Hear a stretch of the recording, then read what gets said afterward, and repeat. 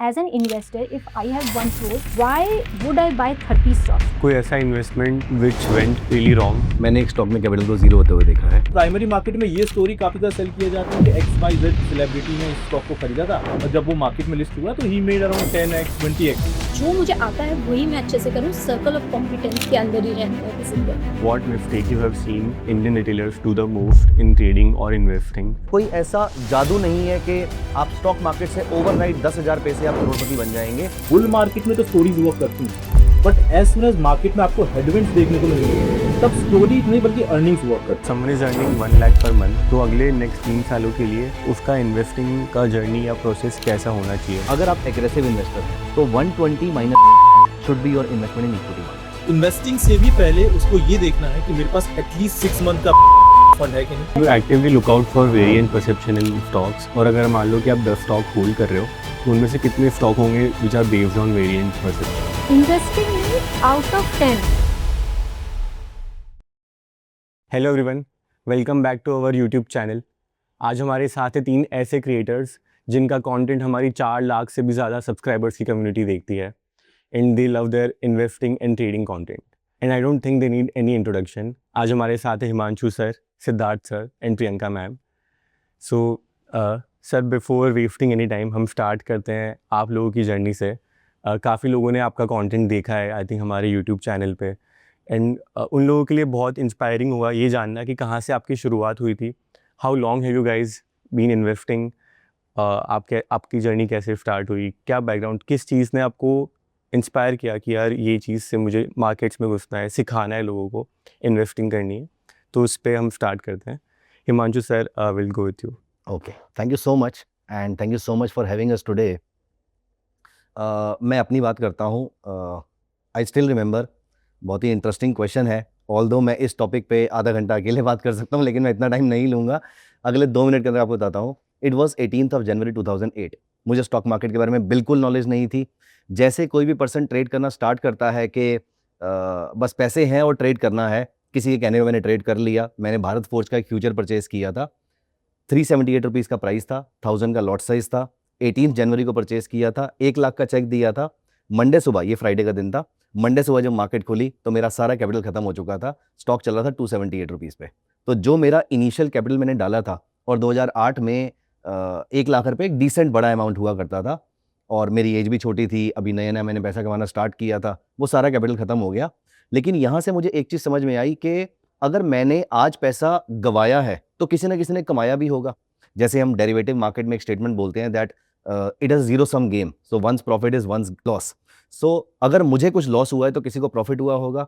यहाँ पर मैंने सोचा था कि why I can not be in that criteria, कि जहाँ पर वो 4-5-10% लोग जितना पैसा कमाते हैं, मैं वहाँ पर शिफ्ट हो सकता हूँ क्या।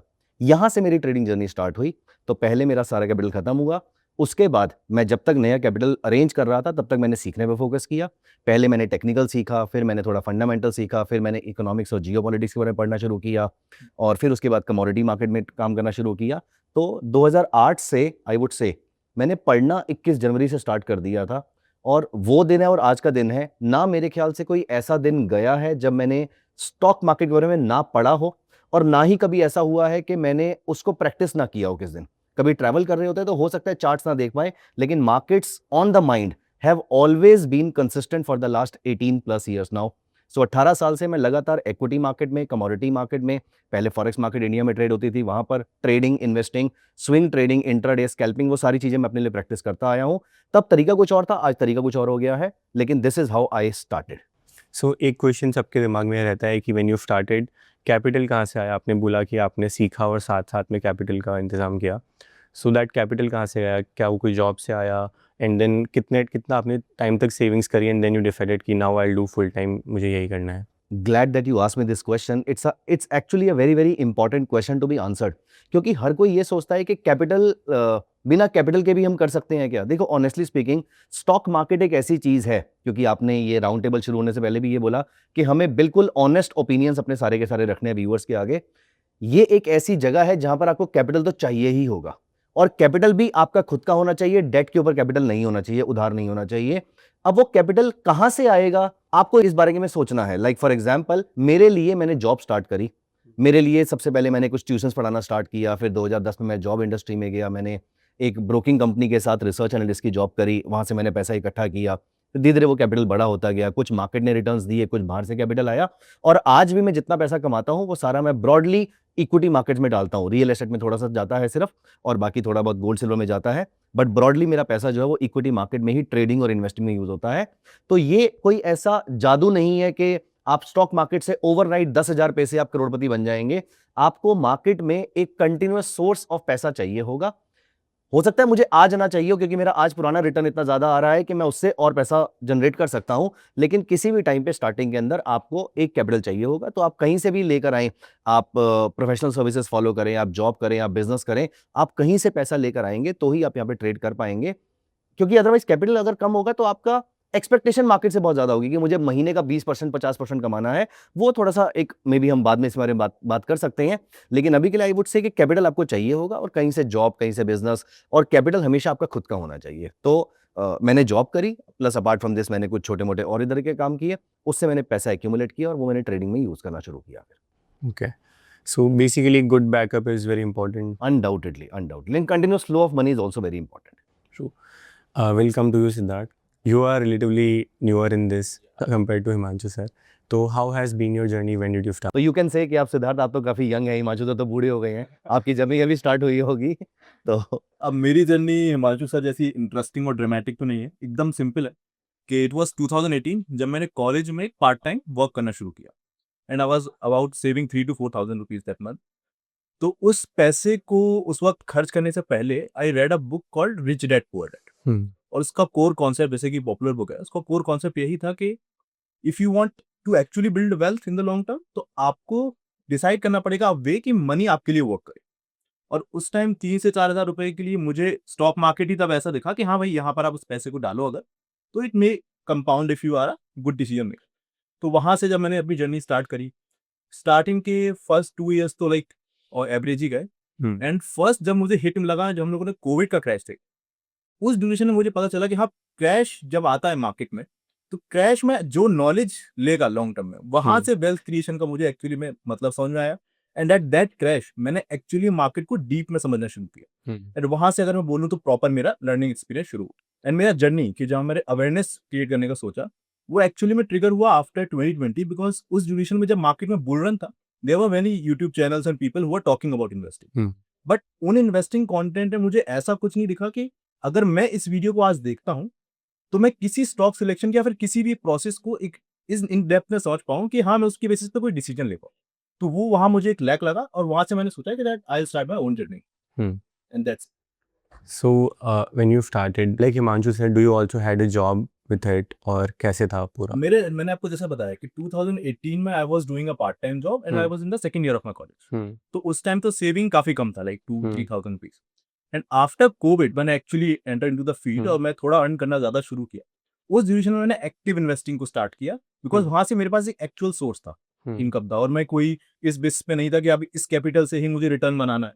तो इन्वेस्टिंग के केस में भी ये जरूरी है, जो मैं देखता हूँ कि मार्केट अगर फॉल होता है तो आपके पास एक पैसे का सोर्स ऐसा होना चाहिए कि आपको पता है कि हर मंथ आएगा, and even if market continue to fall I can deploy my new capital. तो ये चीज बहुत जरूरी है। You made sure कि थोड़ा पैसा आ रहा हो मार्केट से। बिकॉज अगर आपको रहेगा कि मेरे पास इसी पे यही पैसा है और यही फॉल हो गया, तब आप रॉन्ग डिसीजंस लेते हो और तब आप देखते हो कि यार मार्केट में इतना फॉल आ गया, एग्जिट कर लेता हूँ, और वहाँ जो बिहेवियर वाला प्रॉब्लम है वहां से क्रिएट होता है। I think इस चीज़ पे विल टॉक अबाउट थोड़ा Yeah, बाद में sure. कि एक्टिव इन्वेस्टिंग क्या चीज़ होती है। ये काफी बात टॉपिक है, हम लोग आगे बात करते हैं। जी बिल्कुल। Priyanka ma'am, hi. so when did your journey start exactly? And I think बहुत टाइम से लोग आपका कंटेंट देखते आ रहे हैं, you have been on various platforms, तो where did it all start? So basically मेरी जर्नी भी काफ़ी लंबी रही है स्टॉक मार्केट में। I started trading and investing in 2010। सो उसमें ये था कि जैसा कि बहुत सारे लोग जानते होंगे, I am basically a veterinary doctor. तो उसके बाद मैंने एमबीए किया था। तो मेडिसिन से एमबीए मेरा यही मूव जो था वो इसलिए था because I was not very satisfied with that field. तो मैंने सोचा कि करियर अपॉर्चुनिटी को एक्सपैंड करने के लिए आई डिड माई एमबीए। तो उसके बाद जब एमबीए में हमने ना स्टॉक मार्केट का, मेरा इनिशियल जो एक्सपोजर था स्टॉक मार्केट का वो एमबीए में ही था। बट वो भी इतना ज़्यादा बहुत थियोरेटिकल एक्सपोजर था because we use to read text book and all, तो वो ऐसा एक्सपोजर नहीं था कि उससे आप ट्रेडिंग या इन्वेस्टिंग जाके मार्केट में करने लगे, but it was a good exposure for me. And then after that I went into job. तो 1 साल मैंने वहाँ पे जॉब की. ड्यूरिंग द जॉब मुझे कुछ ऐसे लोग मिले वहाँ पे जो ट्रेडिंग इन इन्वेस्टिंग के बारे, मैं फाइनेंशियल कंपनी में ही जॉब करती थी. It was a corporate insurance company. और क्या रोल था वहाँ पे? वहाँ पे I was more into marketing and all. It is corporate marketing. तो वहाँ पे ऐसा नहीं था कि मेरी जॉब की वजह से मुझे स्टॉक्स या म्यूचुअल फंड्स के बारे कोई जानकारी मिल रही थी. मेरे कुछ कलीग्स थे, तो वो बहुत नेचुरली जैसे एक डिस्कशन होता है ऑफिसेज में, तो वो बातें करते थे. तो वहाँ से मुझे लगा कि stock market is something which you know that interest me. तो वहाँ से मैंने कुछ पढ़ना स्टार्ट किया while I was on the job. वहाँ से कुछ पढ़ाई स्टार्ट हुई मेरी. और उसके बाद धीरे धीरे पढ़ते पढ़ते I started reading technical books like trading in the zone, और भी बहुत सारी किताबें, मार्केट विजर्ड्स. तो वो जो सब्जेक्ट था in itself I found it very very interesting. तो वहाँ से फिर मेरी जर्नी स्टार्ट हुई. वो it was a very long journey because मैंने स्टार्ट किया पढ़ाई से ही.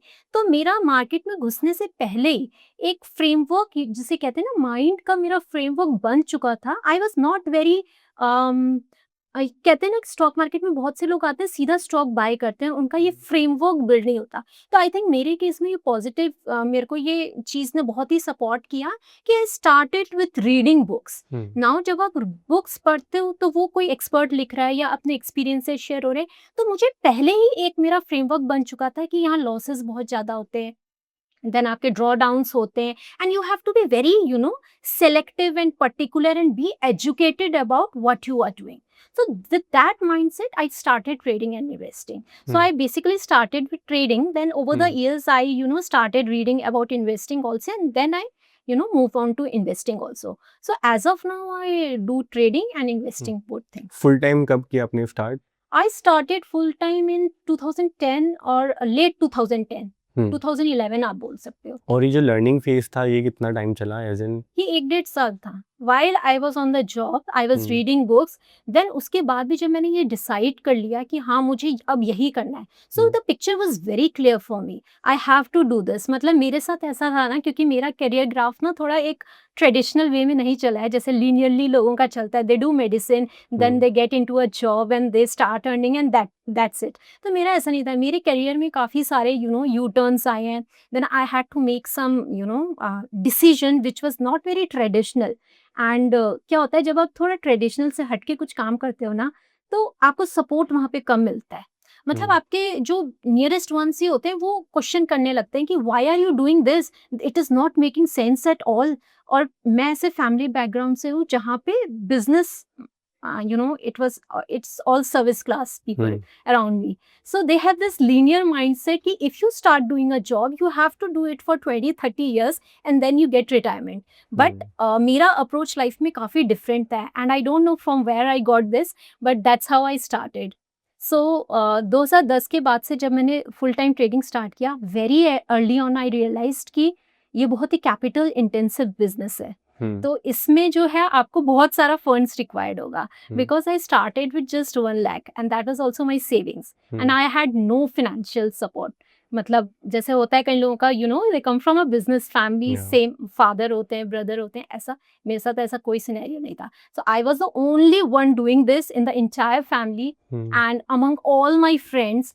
सो I knew from the very start that I have to do everything on my own. So I started with 1 lakh and then since I realized it is a capital intensive business, I started teaching traders. So I created a page. So बहुत से लोग मेरे साथ ना 2010-11 से जुड़े हुए हैं.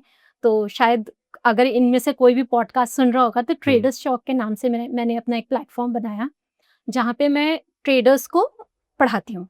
मतलब टेक्निकल कोर्सेज पढ़ाती थी और ये सारी चीज़ें मैं उनको एजुकेट करती थी. This was just to fund my trading वाला thing. कि how do I fund my trading वाला thing? 1 lakh से तो कुछ नहीं होने वाला, ये मुझे पहले ही समझ. 2010 में भी 1 लाख तो अच्छा खासा अमाउंट होगा. मैंने गवाया था तो मुझे पता है बहुत ऐसा अमाउंट अमाउंट तो सही था, लेकिन जब आप ट्रेडिंग को फुल टाइम करने लगते हो ना Sandesh, then you do it very actively and then you have a system which you follow. Now for that 1 lakh was not a very big amount. क्योंकि मैं उसको रात दिन वही कर रही थी, मैं फ्यूचर्स भी कर रही हूँ, ऑप्शंस भी कर रही हूँ। एंड देन आपको पता है जब हम ट्रेडिंग स्टार्ट करते हैं, investing, it is not something that you take 10 positions and you are right on 10 positions. So initially तो आपके और ज्यादा सेटबैक्स होते हैं। तो मेरे लिए शायद लक फैक्टर यही था कि that very early on I realise that it is not going to work if I work this way. So I have to get funds from somewhere. So that is how, I started my own business of educating people, and then I got into, consulting also. Got it. Since आप सबका investing style different है, तो एक question which comes in my mind is, currently आपके portfolio में कितना percent capital diploid है और कितना कैश रखा हुआ है आपने, और वो जो कैश रखा है वो किस टाइम पे आप डिप्लॉय करोगे? तो will start with you Siddharth. I want to know कि मतलब you are the new generation investor, तो आपका माइंडसेट कैसा है अभी? ये अगर करंट मार्केट सिचुएशंस के अकॉर्डिंग देखें तो I am almost 85% deployed in equity and I am just keeping 15% in cash.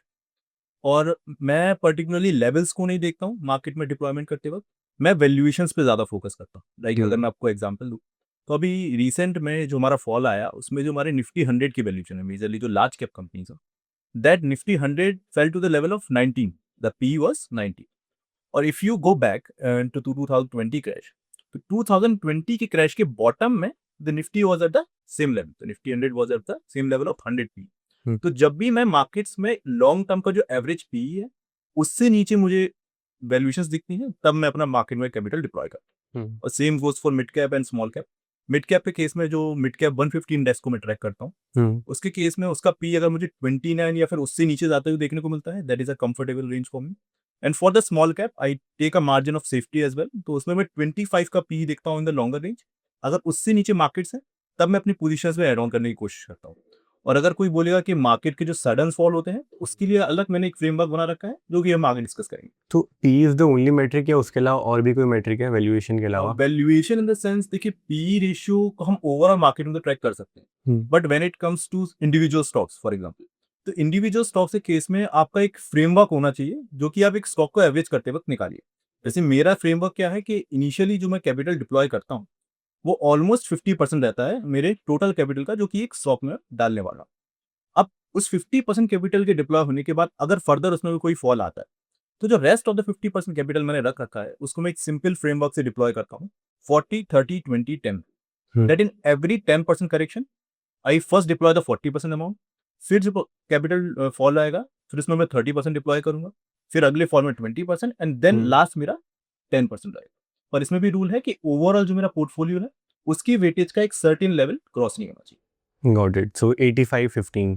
Got it. Himanshu sir? So इस क्वेश्चन को मैं थोड़ा सा डिफरेंटली आंसर करने की कोशिश करूंगा। देखिए, मैं पिछले ऑलमोस्ट 18 साल से इन्वेस्टमेंट भी कर रहा हूं और ट्रेडिंग भी कर रहा हूं।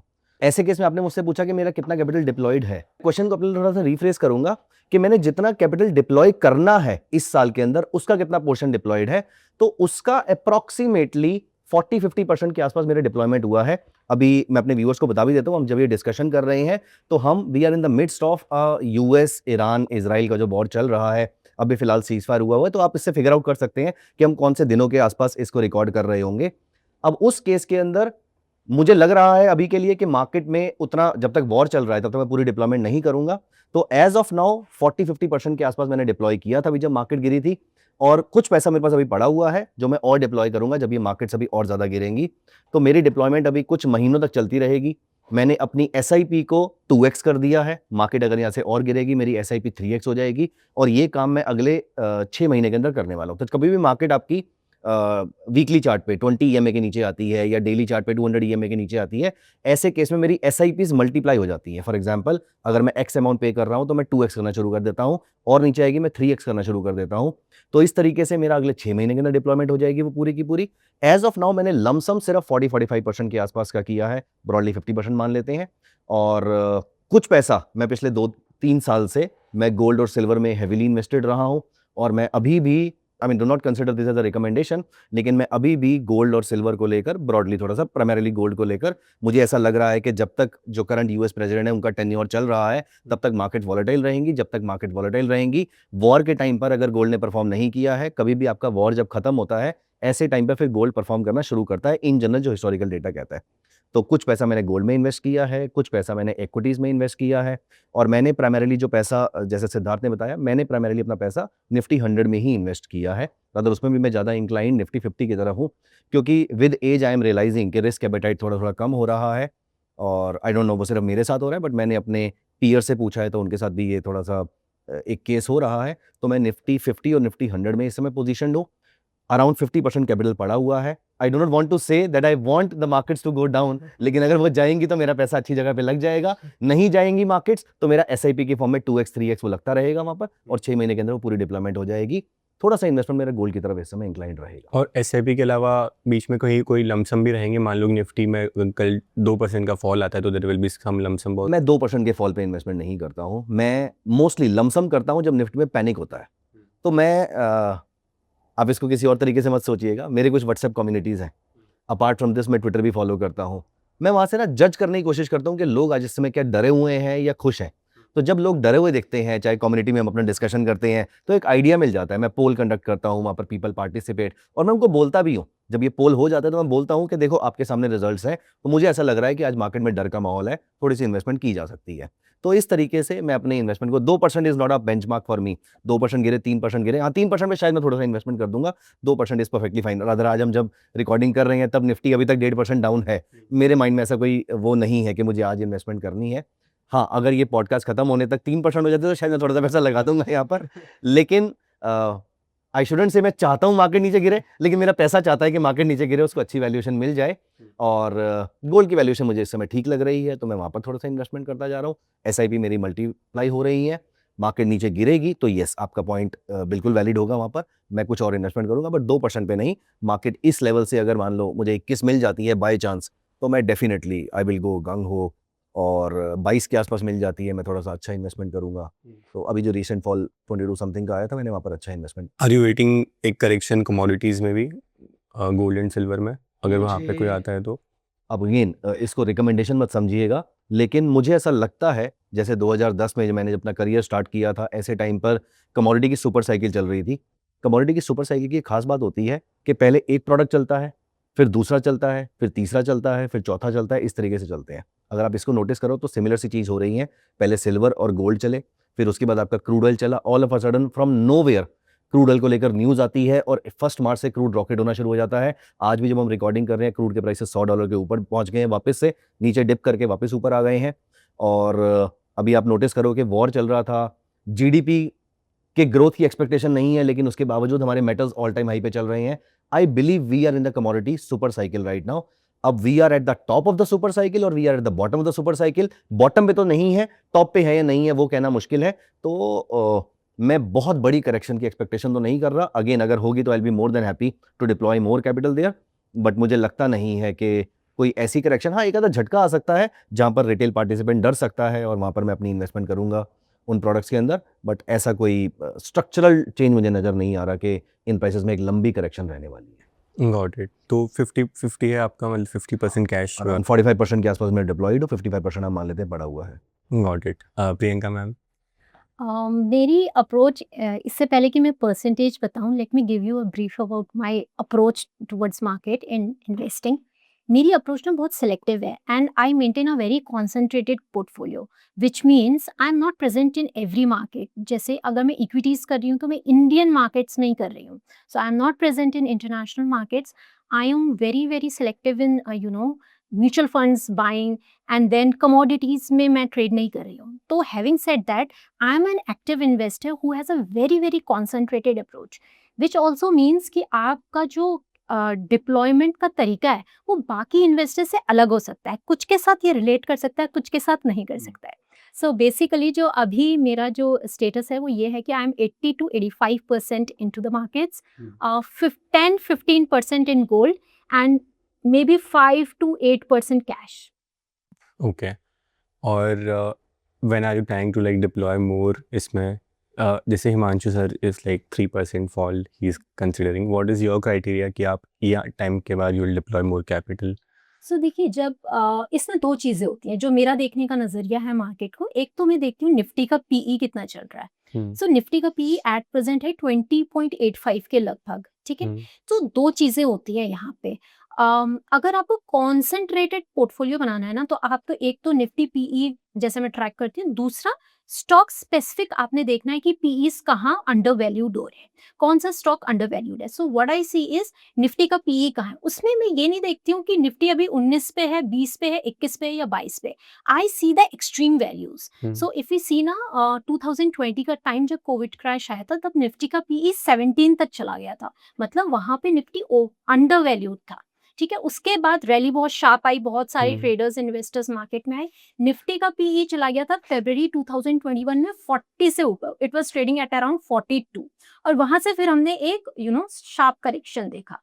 तो सही टाइम मेरे लिए एज एन इन्वेस्टर तब है जब वो 20 के आसपास है, 18 19 में भी मैं इन्वेस्ट करना चाहूंगी। लेकिन क्योंकि मैं एक ऐसा पोर्टफोलियो बिल्ड कर रही हूँ जो स्टॉक स्पेसिफिक है, कॉन्सेंट्रेटेड है, तो this is just a reference point for me. Nifty P is just a reference point for me. For example if Nifty is trading at 30-35 like in 2021, तो मैं बहुत ज्यादा उसमें एग्रेसिव बेट किसी भी स्टॉक में नहीं लूंगी, क्योंकि मुझे पता है मार्केट जो है ना वो एक स्विंग में चलती है। अभी मार्केट मुझे कोई स्टॉक कितना भी अंडर वैल्यूड लग रहा है, अगर निफ्टी में कोई करेक्शन आता है 5% का, 10% का, तो इट डजेंट मैटर कि वो स्टॉक कितना अच्छा सेटअप दे रहा है या फिर कितना अंडर वैल्यूड था, उसमें भी वो करेक्शन जो है रिफ्लेक्ट करेगा, वो मिररिंग इफेक्ट उसमें भी आएगा।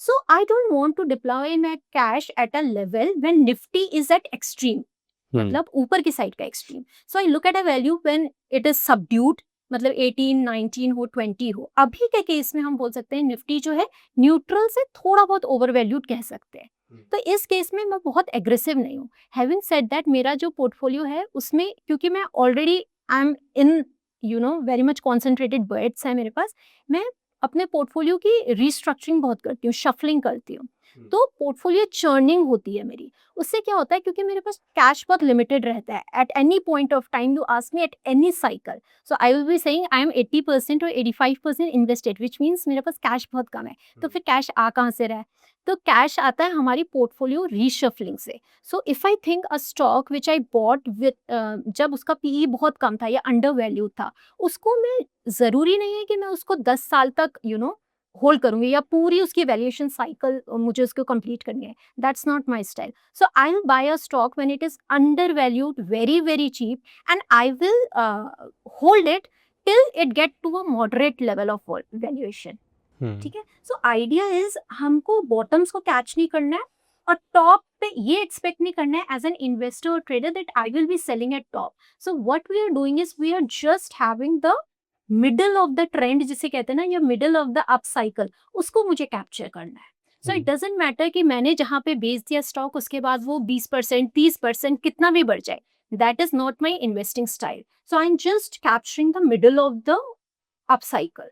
तो ये वाली बात है। Got it. अच्छा, मैं एक क्वेश्चन पूछूं? हाँ बिल्कुल। मैम, आपने बोला कि आपके पास 10-15% के आसपास गोल्ड में इन्वेस्टेड है, तो ये आप गोल्ड ज्वेलरी की बात करें, किस फॉर्म में आप गोल्ड में इन्वेस्टमेंट करते फिजिकल हैं? गोल्ड की बात है। अगर फिजिकल गोल्ड की बात करें, what is your favourite form of investing in gold for that matter? मतलब क्योंकि मैं भी गोल्ड में इन्वेस्ट करता हूं, तो मैं जानना चाहता हूं कि आप कैसे करते हैं It is largely, it is physical only, and it is more of a personal thing. अच्छा। So as I said, I have a very concentrated approach now in Hmm. equities. So I'm largely looking at Indian equities under trading and investing.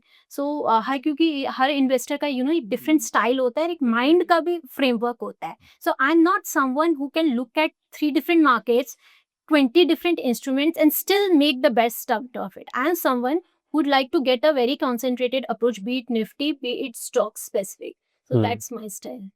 Got it. So previous question में हमने बात करी थी SIP और lump sum की, तो then main question which comes कोई भी रिटेलर्स के दिमाग में वो ये है कि अगर आप इन्वेस्ट कर रहे हो या SIP कर रहे हो पीक में मार्केट के या बॉटम में, तो what difference does it make like for them to see the returns? तो क्या डिफरेंस होता है और होता भी है या नहीं, that's the main question. So will start with you Priyanka ma'am, what's your thought on this? That's a very interesting question because इसमें देखिए हमें ऐसा लगता है कि अगर हम बॉटम में खरीदेंगे तो मार्केट यहाँ से बहुत अच्छा मतलब रिटर्न होगा। कोविड में भी हमने देखा बहुत लोग इस रिग्रेट में थे कि यार 2020 में अगर हमने इन्वेस्ट किया होता, SIP शुरू की होती, तो अभी 4 सालों में हमें इतना रिटर्न मिल जाता। ये लोगों का कॉमन परसेप्शन है। Let me tell you some data. इसमें देखिए एक ना व्हाइट ओक कैपिटल की एक स्टडी है जिसमें ये देखा गया था, उन्होंने 28 साल की मार्केट का डेटा को स्टडी किया और 9 मार्केट साइकिल्स को डीपली स्टडी किया ऑन पेपर्स विथ नंबर्स। और उन्होंने ना 2 टाइप के इन्वेस्टर कैटेगरी बनाई। एक बनाई जिसने पीक ऑफ द साइकिल में इन्वेस्ट किया, एसआईपी स्टार्ट की, और दूसरा इन्वेस्टर की कैटेगरी उन्होंने बनाई थी जिन्होंने बॉटम ऑफ द साइकिल में इन्वेस्ट किया। अगर आपसे भी पूछूं कि आपको क्या लगता है कि कौन सा विनर रहा होगा, जिसने SIP peak of the cycle में स्टार्ट की, लेट्स से 2008 का फाइनेंशियल क्राइसिस आया था, जनवरी 2008 में उसका पीक बना था, ठीक है। एक इन्वेस्टर ने वहां पे स्टार्ट की और एक ने स्टार्ट की मार्च 2009 में, जब वहां से रिवर्स हो रही थी मार्केट, मतलब ऊपर जा रही थी। दोनों ने 10,000 पर मंथ की एसआईपी स्टार्ट की। Now over a period of few years उन्होंने क्या देखा कि जो दोनों इन्वेस्टर थे, एक का था 12.96% का रिटर्न और दूसरे का 13.03, मतलब कोई मेजर डिफरेंस नहीं है। तो इसीलिए लोगों को ये लगता है कि अगर मैंने बॉटम में एसआईपी स्टार्ट की होती तो मैं ज्यादा मेरे को रिटर्न्स हुए। इट इज अ मिसकॉन्सेप्शन अगर हम एसआईपी की बात करें। हाँ, अगर आपकी अप्रोच थोड़ी कॉन्सेंट्रेटेड है या आप इंडिविजुअल स्टॉक पिकिंग कर रहे हो, then the scenario can change, then it can dramatically change. लेकिन यहाँ हम कॉमन एसआईपी की बात करें कि आपको कब करनी चाहिए, मैटर करता है कि नहीं, तो it is about how much time you have remained in the market rather than at what time you started the SIP. So it is a study and numbers have proven that it will not make more than 1% difference. 28 years का 30 years का मेरे ख्याल से ये market research study है जो ये बात प्रूव करती है कि एसआईपी आपने कब चालू की इससे कोई फर्क नहीं पड़ता, लेकिन इस बात का फर्क पड़ता है कि how much time you have been remain invested. क्योंकि जब आप डिले करते हो ना अपनी एसआईपी, तो उसके साथ कॉस्ट ऑफ डिले भी आता है। ओवर द ईयर्स क्या होता है, हमारे जो रिटर्न्स है ना वो एवरेज हो जाते हैं, तो आपको ज्यादा डिफरेंस देखने को नहीं मिलेगा। ये आप अपने इन्वेस्टमेंट जर्नी में भी आप करके देख सकते हैं। अगर आपका नजरिया 10 से 15 सालों का है या 20 सालों का है, तो इट डजंट मैटर कि आपने एसआईपी कौन से साइकिल में स्टार्ट किया, but the thing that will matter is you don't get exerted from that SIP. यहाँ पे आपकी कंपाउंडिंग जो है वो ब्रेक हो जाती है। और इसीलिए हम देखते हैं इन्वेस्टर्स सबकी डिफरेंट डिफरेंट एक्सपीरियंसेस है। Why? Because they are not able to hold their SIP throughout the 20-year cycle. So the most important point is it doesn't matter where you enter, how long you have been investing, that will make the difference. Gauri sir ये same point add करूंगा यहाँ पर। I completely agree with Priyanka's point. यहाँ पर I would say कि देखो market ने आपको 13% रिटर्न दिया भी है, लेकिन अगर आप स्टडी करो कि इन्वेस्टर को कितना रिटर्न मिला है, इन्वेस्टर ने सिर्फ 6 से 7% का ही रिटर्न लिया है, क्योंकि वो एग्जिट करने में बहुत जल्दी कर लेते हैं। अभी मार्केट में थोड़ा सा फॉल आया था और यहाँ पर एसआईपी रिडेम्पशंस या फिर पोर्टफोलियो की रिडेम्पशन इमीडिएटली स्टार्ट हो गई थी। अगर हम ये ना करें शुरू के 3-4 साल के अंदर, adding on to Priyanka ma'am's point, शुरू के 3-4 साल में आपको फर्क देखने को मिल सकता है कि आपके एसआईपी में रिटर्न में डिफरेंस आ रहा है 2%, 3%, 4% का, कि आपने कहाँ पर स्टार्ट किया है। लेकिन 5 साल के बाद ये बिल्कुल नलिफाई हो जाता है, ये जीरो हो जाता है। आपका ब्रॉडली जो 12.96 और 13.03% रिटर्न है, 5 साल के बाद ये डिफरेंस कम होके 1-1.5% का रह जाता है। 10 साल के अंदर ये डिफरेंस ऑलमोस्ट जीरो के आसपास का आ जाता है। तो एसआईपी करना इंपॉर्टेंट है और मार्केट गिरने पर एसआईपी को इंक्रीज करना इंपॉर्टेंट है या लमसम डालना इंपॉर्टेंट है। मार्केट के अगेंस्ट सोचना is relevant, is more beneficial. बस आपको इन चीजों का ध्यान रखना है। आपने एसआईपी कौन से महीने में स्टार्ट करी, कौन से दिन पे स्टार्ट करी, कौन से डे ऑफ द वीक पे आप कर रहे हो, कौन से डेट ऑफ द मंथ पे आप कर रहे हो, उससे कोई बहुत बड़ा फर्क नहीं पड़ता है। 0.1%, 0.2% का फर्क पड़ जाएगा। हमें 13% के बारे में सोचना है, ना कि 0.1% के बारे में। तो 13% वाला आप मेजर पोर्शन तभी ले पाओगे जब आप मार्केट में बने रहोगे। It is not about timing in the market, it is about how much time you spend in the market. आप जब मर्जी इन्वेस्ट करो, करते रहो, ये ज्यादा इंपॉर्टेंट है। पे ना मैं एक पॉइंट और ऐड करना चाहूंगी। देखिए, इन्वेस्टिंग सुनने में तो लगता है we all are investing, but investing के अंदर भी ना सब हेड्स होते हैं। So if somebody is a full time investor like me, मेरी अप्रोच डिफरेंट होगी, ठीक है। एसआईपी के प्रति मेरा जो अप्रोच है, हो सकता है मैं स्टॉक स्पेसिफिक अप्रोच ले रही हूँ विच इज कॉन्सेंट्रेटेड, लेकिन एसआईपी के अंदर भी आपने ये नहीं देखना है कि आपने टाइम नहीं करना है। SIP is not something which you should time, ठीक है। कॉन्सेंट्रेटेड अगर आपकी पिक है, then you can time it and you can plan your entry exit. It is a different way of investing, then SIP is a different way of investing. और मुझे लगता है कि जो नॉर्मल इन्वेस्टर्स होते हैं वो इस बात से जागरूक नहीं है। वही मैंने बोला SIP करना इंपॉर्टेंट है, आप करते रहिए, ये इंपॉर्टेंट है। एग्जैक्टली कहाँ शुरू करनी है वो इंपॉर्टेंट नहीं है उतना। एग्जैक्टली। सिद्धार्थ मुझे इसके पीछे अगर मैं सर एक लॉजिकल रीजन भी दूं, तो मान के चलिए आज मार्केट अगर 25,000 है और मैं लॉजिकली सोचूं कि मैं मार्केट के पीक पे इन्वेस्ट कर रहा हूं और मेरा जो म्यूचुअल फंड है उसका एक पर्टिकुलर एनएवी होगा।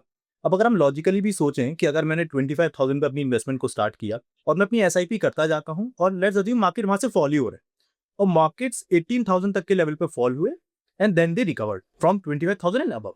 अब पॉइंट क्या है, जो पर्सन अपनी SIP कंटिन्यू रखा उसने 18,000 के लेवल तक आने में जब जब NAV ड्रॉप हुई ही एक्यूमुलेटेड दैट, और इसका डबल फायदा कब हुआ कि जब उसी लेवल से NAV ऊपर भी गई तभी आपने एक्यूमुलेट किया। अब फॉर एग्जांपल दूसरा पर्सन है जो कह रहा है मैं मार्केट के फॉल पे लगाऊं, तो फर्स्ट थिंग तो वो 18,000 के लेवल को पकड़ नहीं पाएगा, बिकॉज लॉजिकल बात है हमें नहीं पता कि मार्केट कितना फॉल हो रहा है। वो बॉटम में भी कब इन्वेस्ट करना शुरू करेगा कि 18,000 तक के लेवल तक मार्केट फॉल हो गया, उसके बाद से उसे लगेगा कि यार जब 20,000 की रिकवरी आ गई, लाइक वो 2,000 पॉइंट की रिकवरी आ गई, तब तो एक्चुअली में उसको आइडिया लगेगा कि हाँ मार्केट अब यहाँ से रिकवर कर रहा है। तो जो फर्स्ट इन्वेस्टर ने 20,000 से लेके 18,000 का पहले डाउनवर्ड मार्केट में बॉटम किया और फिर 18 से 20,000 का जो NAV पकड़ा उतना बड़ा रही, वो भी उससे मिस हो जाएगा। तो मुझे लगता है कि टाइमिंग तो यहाँ पर सेंस नहीं बनाता। राइट।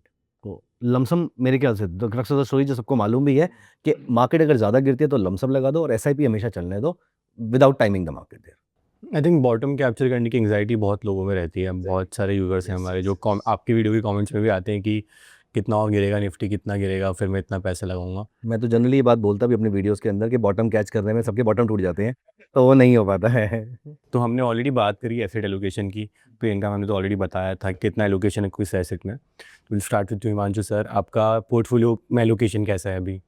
सो प्राइमरीली मैं अपने पोर्टफोलियो को, अगर मैं अपनी पूरी इन्वेस्टमेंट की अगर हम बात करें, उस पोर्टफोलियो को मैं 3 पार्ट्स में डिवाइड करता हूँ। One is real estate, other is commodity, third is equity. Real estate को साइड रख देते हैं, उसकी बिल्कुल इकोनॉमिक्स ही अलग है। तो मेरा पोर्टफोलियो 2 जगह पे कॉन्सेंट्रेटेड है, एक है कमोडिटी के अंदर, एक है इक्विटी के अंदर।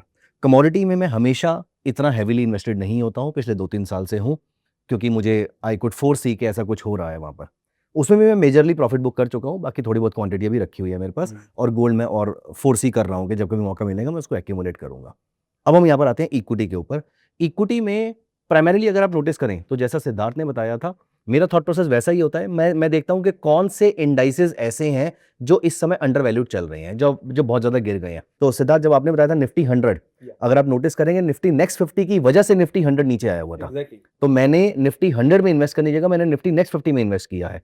तो इस समय जो मेरा पोर्टफोलियो अगले 3-4 साल के लिए कॉन्सेंट्रेटेड रहेगा वो निफ्टी नेक्स्ट 50 की तरफ है। निफ्टी 50 में तो थोड़ा बहुत पोर्टफोलियो है ही, बट निफ्टी नेक्स्ट 50 में मेरा ज़्यादा पोर्टफोलियो कॉन्सेंट्रेटेड है। अभी फॉर एग्जांपल अगर मैं स्मॉल कैप और मिड कैप को देखूं, they were underperforming the markets for a long time. अभी for the next few years I am expecting them to outperform, not a recommendation to do something here. लेकिन अब मेरा जो portfolio है, जो मैंने बताया कि 40-45% इन्वेस्टेड है, वो उसमें से ज़्यादातर पैसा मेरा निफ्टी नेक्स्ट 50 में है। थोड़ा मैंने मिड और स्मॉल एक्यूमुलेट किया है। अब जो मैं अगला चंक डालूंगा वो मिड और स्मॉल के अंदर डालूंगा। तो आज से 1 साल के बाद मेरा पोर्टफोलियो जो आपको दिखेगा इक्विटी के अंदर, वो अराउंड 40% के आसपास निफ्टी नेक्स्ट 50 के अंदर दिखेगा और बाकी 30% के आसपास मिड और स्मॉल कैप के अंदर दिखेगा। ये मेरा खुद का स्टॉक्स का पोर्टफोलियो है और इसी के साथ अलाइन मैं कर रहा हूं फिलहाल म्यूचुअल फंड के पोर्टफोलियो को भी। तो मैं फ्लेक्सी कैप लेने की जगह मैं इनको अपने हाथ से डाइवर्सिफाई करता हूं कि जो मुझे सबसे अच्छा फंड लार्ज कैप में दिख रहा है वहां पर मैं लार्ज कैप परचेज करूंगा, जो मिड कैप में दिख रहा है वो मिड कैप में करूंगा, और जो स्मॉल कैप में दिख रहा है स्मॉल कैप में करूंगा। तो इस समय मेरा पोर्टफोलियो, जैसे मैंने बताया, मैं पूरी तरीके से इन्वेस्टेड नहीं हूं इस समय। तो इस समय एलोकेशन क्या है, that does not matter, but this I can tell you कि अगले 6 से 8 महीने के अंदर मेरी जब पूरी इन्वेस्टमेंट मार्केट में लग चुकी होगी तो 40% और 30% मेरा इन तीनों में चला जाएगा। 40% इन निफ्टी नेक्स्ट 50 और 30 मिड और स्मॉल के अंदर मेरा। Majorly it will be equity only. Measure it will be equity only. मैं अभी फिलहाल इक्विटी की बात कर रहा हूं। बाकी मेरे पूरे पोर्टफोलियो की अगर बात करें तो इस समय मेरा ऑलमोस्ट 20-25% के आसपास मैं गोल्ड और सिल्वर में रखूंगा अभी अगले एक साल के अंदर। अभी फिलहाल मुझे कंसोलिडेशन वहां पर दिख रही है, तो जैसे ही इसका कंसोलिडेशन का फेज ओवर होगा तब तक मेरी इन्वेस्टमेंट वहां पर जा चुकी होगी। 20% कमोडिटीज हो गया और equity will be how much? Equity will be 80%। 80%। उस 80% में से मेरा 40%, 30% इन तीनों में रहेगा। Got it. सिद्धार्थ? मेरा एलोकेशन थोड़ा सर से अलग है, बिकॉज रीजन वही है कि मेरा जो अप्रोच है वो इन्वेस्टिंग को लेकर अलग है। मेरा एलोकेशन अगर अभी मैं बताऊं तो 70% मैंने इक्विटी में रख रखा है, 15% is in gold and silver, rest of the 15% में से 10% मेरे डेट में है और हम्म। 5% कैश में है। और इस डेट का भी मेजरली यही रोल है कि जो 5% कैश है उसको मैं इमीडिएटली डिप्लॉय कर सकता हूँ, और जो 10% डेट में है उसको मैं विद टाइम मार्केट अगर फॉल होता है, जो शॉर्ट टर्म बॉन्ड्स वगैरह होते हैं, उनमें मैं करता हूँ कि उस कैपिटल को मैं डिप्लॉय कर सकूँ। अब अगर मैं 70% जो इक्विटी है उसका भी थोड़ा सा ब्रेकडाउन आपको दूं, तो उसमें से अराउंड 15% जो एलोकेशन है वो मेरा इंटरनेशनल इक्विटीज में है। मेनली रीजन वही है बिकॉज इंटरनेशनल मार्केट्स में जो अभी आपको AI लेड पूरा ग्रोथ देखने को मिल रहा है वो कैप्चर हो जाता है, तो इसलिए मैंने 15% अपना इंटरनेशनल इक्विटीज में कर रखा है। रेस्ट जो बचता है कैपिटल, उसमें से जो मेरा 35% है वो लार्ज कैप में है। रीजन सर वही है कि अभी काफी करेक्शन सबको वैल्यूएशंस में देखने को मिला था। इसके अलावा 25% मैं फ्लेक्सी कैप में रखा हुआ हूँ, और जो रेस्ट 20% है वो मिड कैप और स्मॉल कैप में diploid. Got it. Priyanka ma'am, you want to add something in this? मेरी जो अप्रोच है इन्वेस्टिंग की वो थोड़ी सी अलग है। जैसे कि मैंने सिद्धार्थ का सुना और हिमांशु का सुना, ये एक सिस्टम फॉलो करते हैं दैट इतना परसेंट एलोकेशन हमारा लार्ज कैप में रहेगा, इतना मिड कैप में, इतना स्मॉल कैप में। मेरी जो एज एन इन्वेस्टर मेरी जो अप्रोच है बहुत स्टॉक स्पेसिफिक है, and I am very concentrated on one particular thing. So इसको मैं एक एग्जाम्पल से क्लियर करती हूँ। देखिए, जॉर्ज सोरोस एक इन्वेस्टर हैं, आपने नाम सुना होगा। उनका ना एक प्रिंसिपल था वेरिएंट परसेप्शन करके। सो विच मीन्स जब भी आप कोई इन्वेस्टमेंट करते हो ना, आपका जो परसेप्शन है वो मार्केट के जो परसीव कर रहा है उस पर्टिकुलर स्टॉक के लिए या उस पर्टिकुलर कंपनी के लिए, उससे डिफर करना चाहिए। That is how you create value. Market ने क्या बोला, मार्केट ने समझा कि कोई बिजनेस अभी अच्छा नहीं चल रहा है, but if I see that stock is under valued, market का परसेप्शन क्या है, दिस इज गोइंग बैंक्रप्सी हो रही है, बहुत बैड न्यूज है और ये बिजनेस अब सस्टेन नहीं कर पाएगा, ठीक है। लेकिन मेरा परसेप्शन क्या है कि as an investor I see that business as an undervalued opportunity. इसको एक एग्जांपल से समझते हैं। देखिए, 2024 की बात है, इसमें पेटीएम में मैंने इन्वेस्ट किया था, और वो टाइम क्या था, तो उस टाइम में हुआ यह था, जनवरी 2024 में आरबीआई ने ना एक कुछ रिस्ट्रिक्शन इम्पोज की थी पेटीएम पेमेंट्स बैंक पे। तो उसके चलते मार्केट ने कुछ ज्यादा ही ओवर रिएक्शन दे दिया। इनफैक्ट बहुत सारे एनालिस्ट भी थे और बहुत सारे, सबके मतलब डिवाइडेड व्यूज थे उस टाइम कि ये जो बिजनेस है ये नहीं आगे सस्टेन नहीं कर पाएगा, और बेसिकली पेटीएम के बिजनेस मॉडल पे ही सवाल खड़े हो गए थे। तो एज एन इन्वेस्टर उस टाइम पे आप उस बिजनेस को कैसे देखते हो, दैट इज इम्पोर्टेंट। अब वो जो न्यूज फ्लोट हुई उसके चलते फिर बाद में क्या हुआ, कुछ टॉप मैनेजमेंट के लोग थे, जैसे सीईओ, उन्होंने रिजाइन कर दिया कंपनी से। तो वो एक लूप हो स्पाइरल बन गया। अब कभी कभी क्या होता है, मार्केट का बहुत एक्सट्रीम रिएक्शन हो जाता है। न्यूज तो बुरी थी, लेकिन आपने एज एन इन्वेस्टर उस न्यूज को कैसे देखा, that is important, and that creates difference in your approach towards investing. That is why we see all investors have different returns.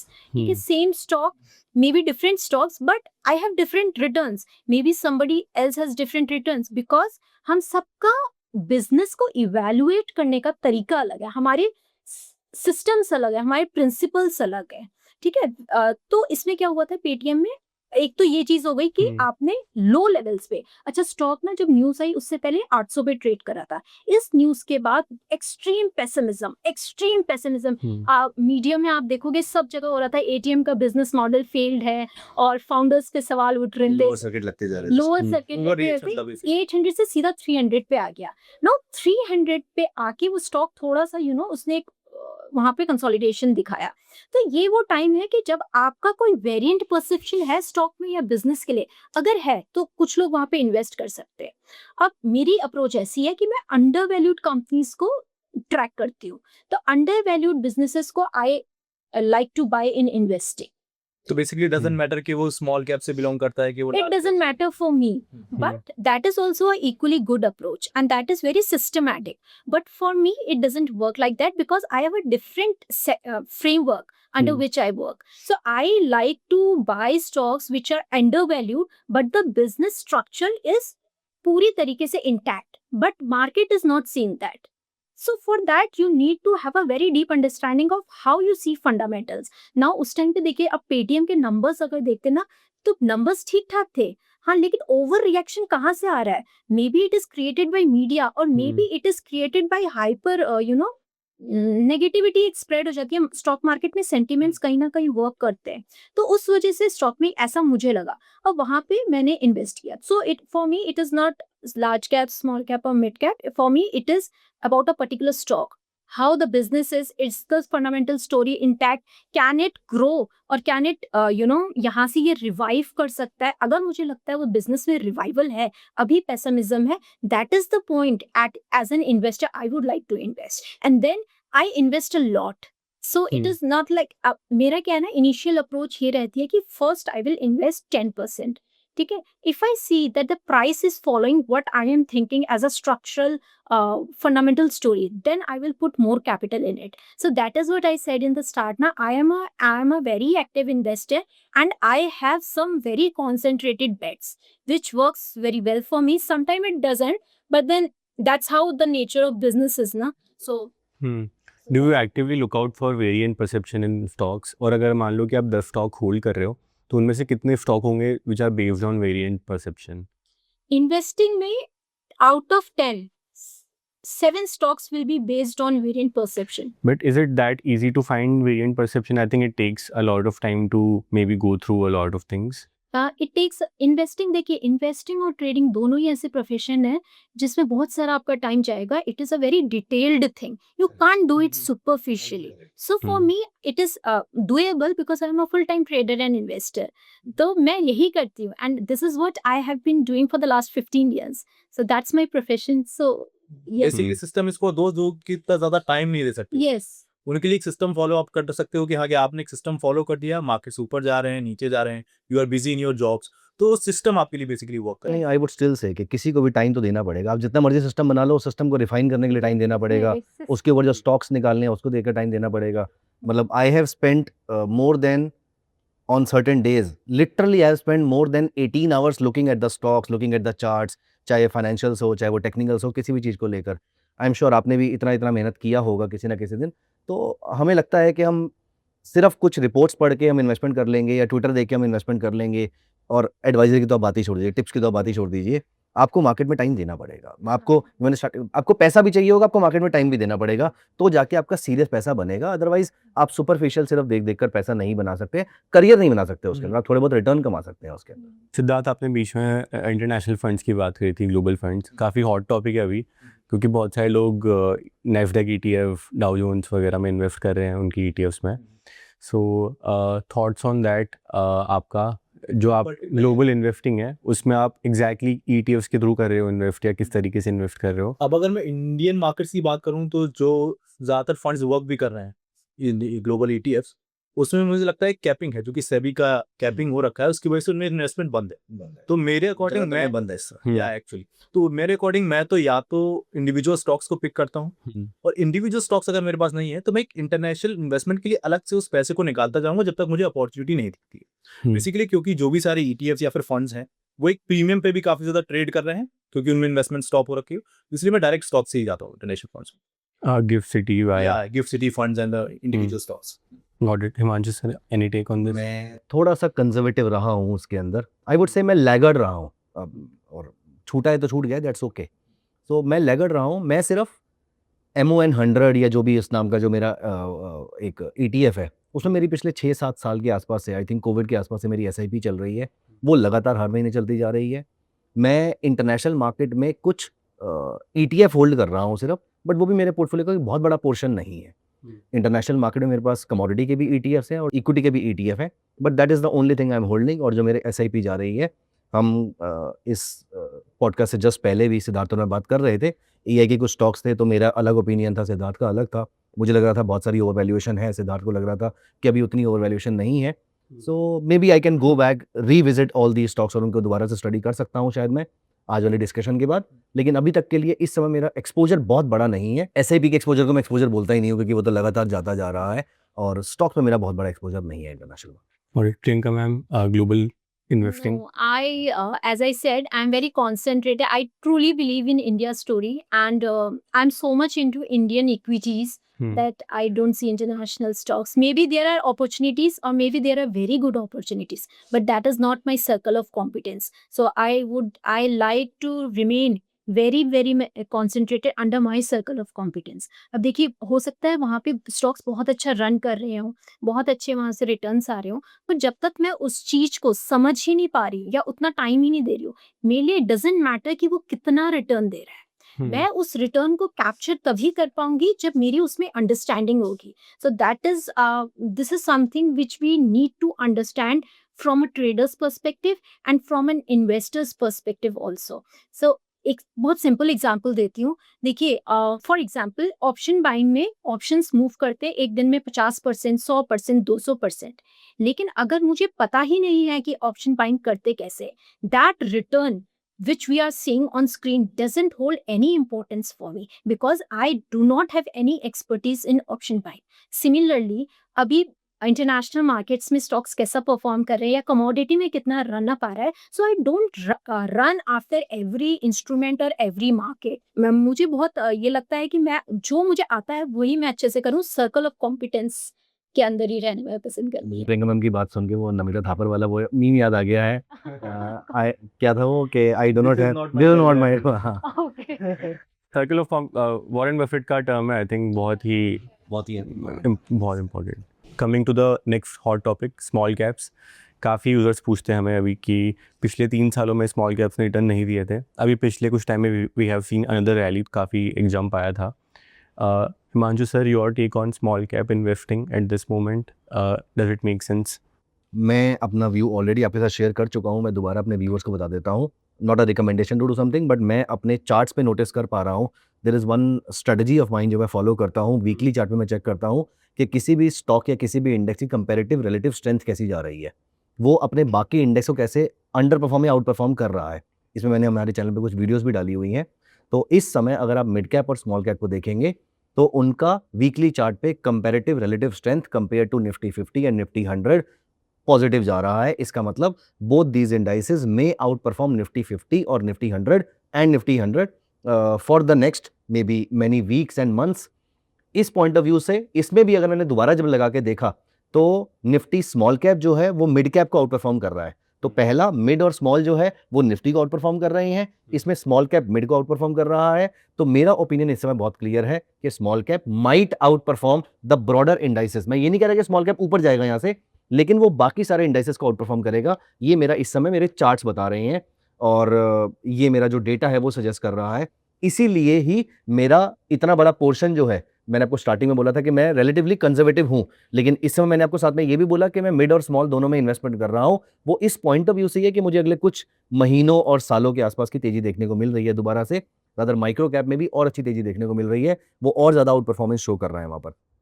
But micro cap has never been my cup of tea so far. इसीलिए मैं mid और small की तरफ inclined हूं इस समय, और अगले कुछ सालों तक, अगले 1-2-3 साल के आसपास तक, जब तक भी वो आउट परफॉर्म कर रहे हैं, मैं वहां पर रहूंगा, उसको लेकर बैठूंगा मैं.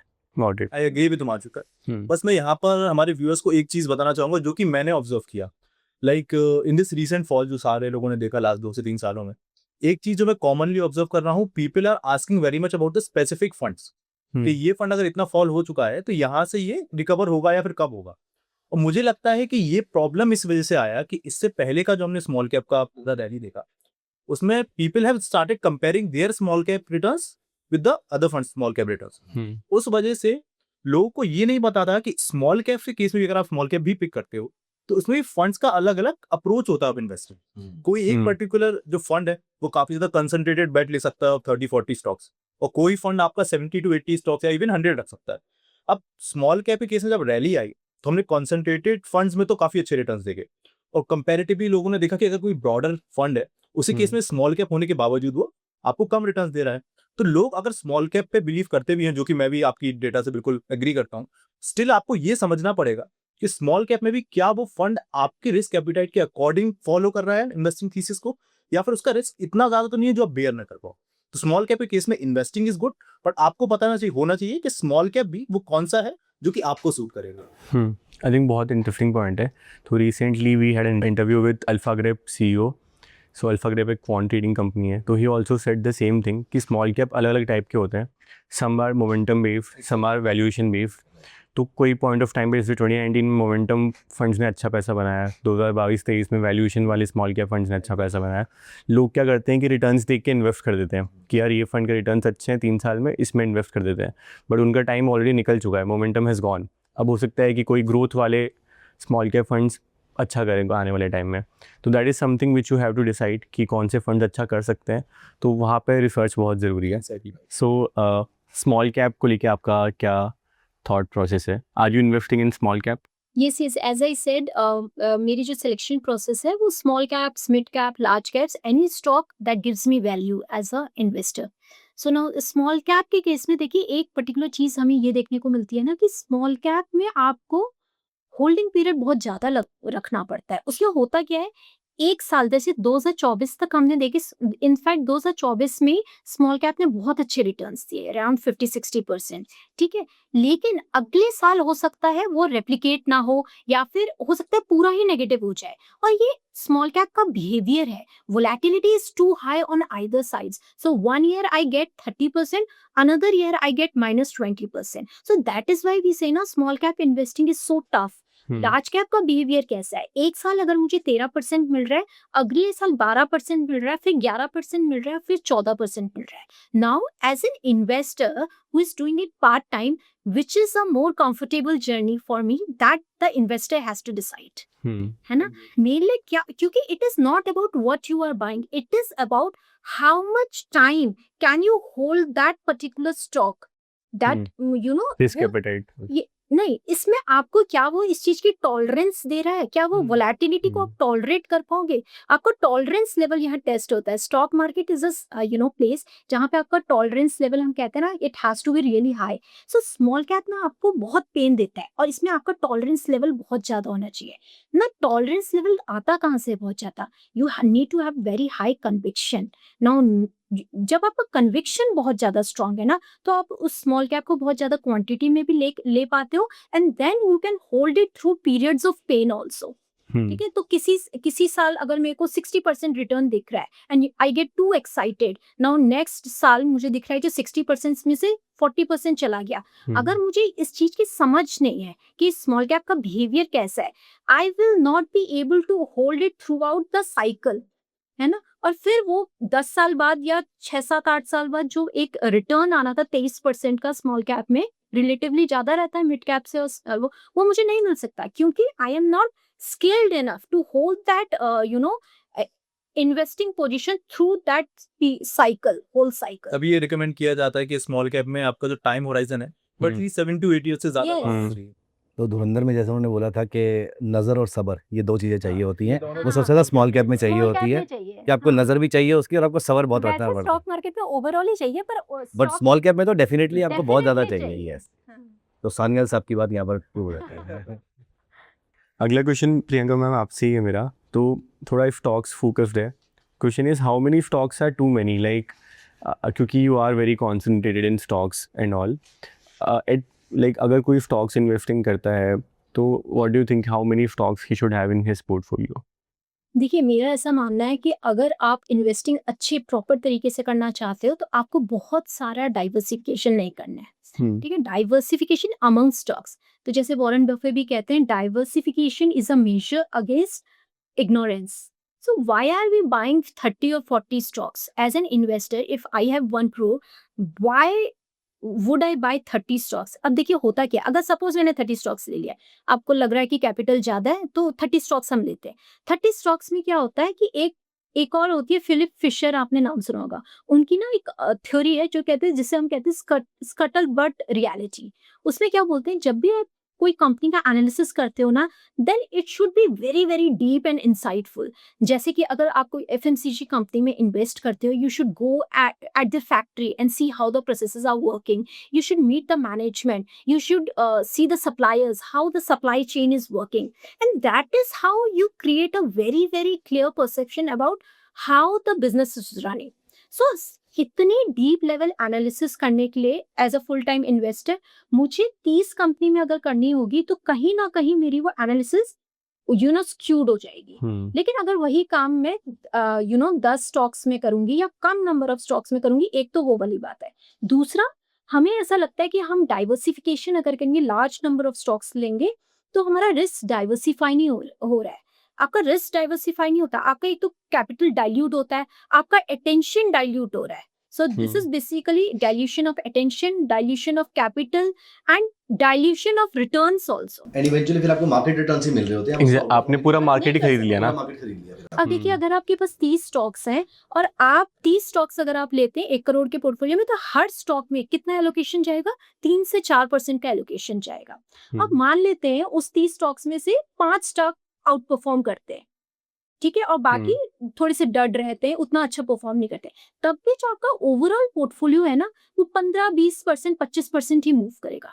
लेकिन अगर आप उस 1 करोड़ से सिर्फ 10 स्टॉक्स लेते हैं, तो आपकी एलोकेशन क्या हो जाएगी?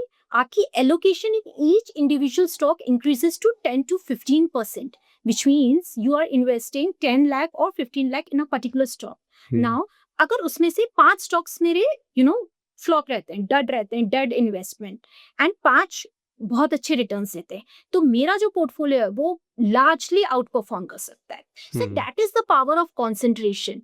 You don't diversify into too many stocks and then you know ticks and bits about the stocks and then you don't know where to exit and where to enter, because as an investor आपको सारी चीजों को track करना पड़ता है, ठीक है। तो that's what I feel कि if you have 30 stocks or 10 stocks, I will go with 10 stocks definitely. बस यहाँ पर मेरा थोड़ा सा टेक ऑफ डाइवर्सिफिकेशन थोड़ा डिफरेंट है, बिकॉज मैं इसको थोड़ी अलग तरीके से चीज देखता हूँ। जैसे कि अगर मैं एग्जांपल लूँ कि मैं अपने पोर्टफोलियो में क्या करता हूँ, तो इन जनरल आपको 15 to 18 स्टॉक्स मिलेंगे।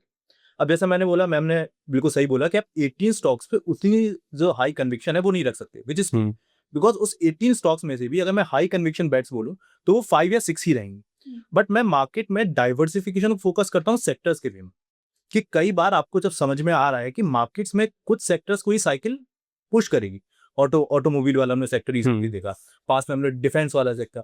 अब डिफेंस में जब मैं देख रहा हूँ कि साइकिल पुश करेगी, तो मैं फोकस करता हूँ कि एटलीस्ट मेरे पोर्टफोलियो में 3 to 4 सेक्टर्स हो जिसमें मुझे हाई कन्विक्शन हो।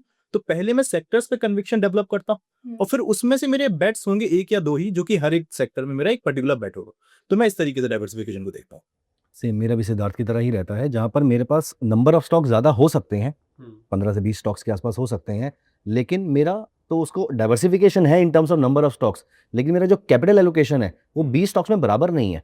मेरा कुछ जगहों पर हैवीली कॉन्सेंट्रेटेड रहेगा और कुछ पे बहुत ही लाइट कॉन्सेंट्रेशन रहेगा या बहुत ही कम मेरा उसमें डाइल्यूटेड रहेगा। मेरे पिछले 5-6 साल के अगर मैं रिटर्न्स देखूं तो वो भी उन्हीं कॉन्सेंट्रेटेड बेट से आए हैं।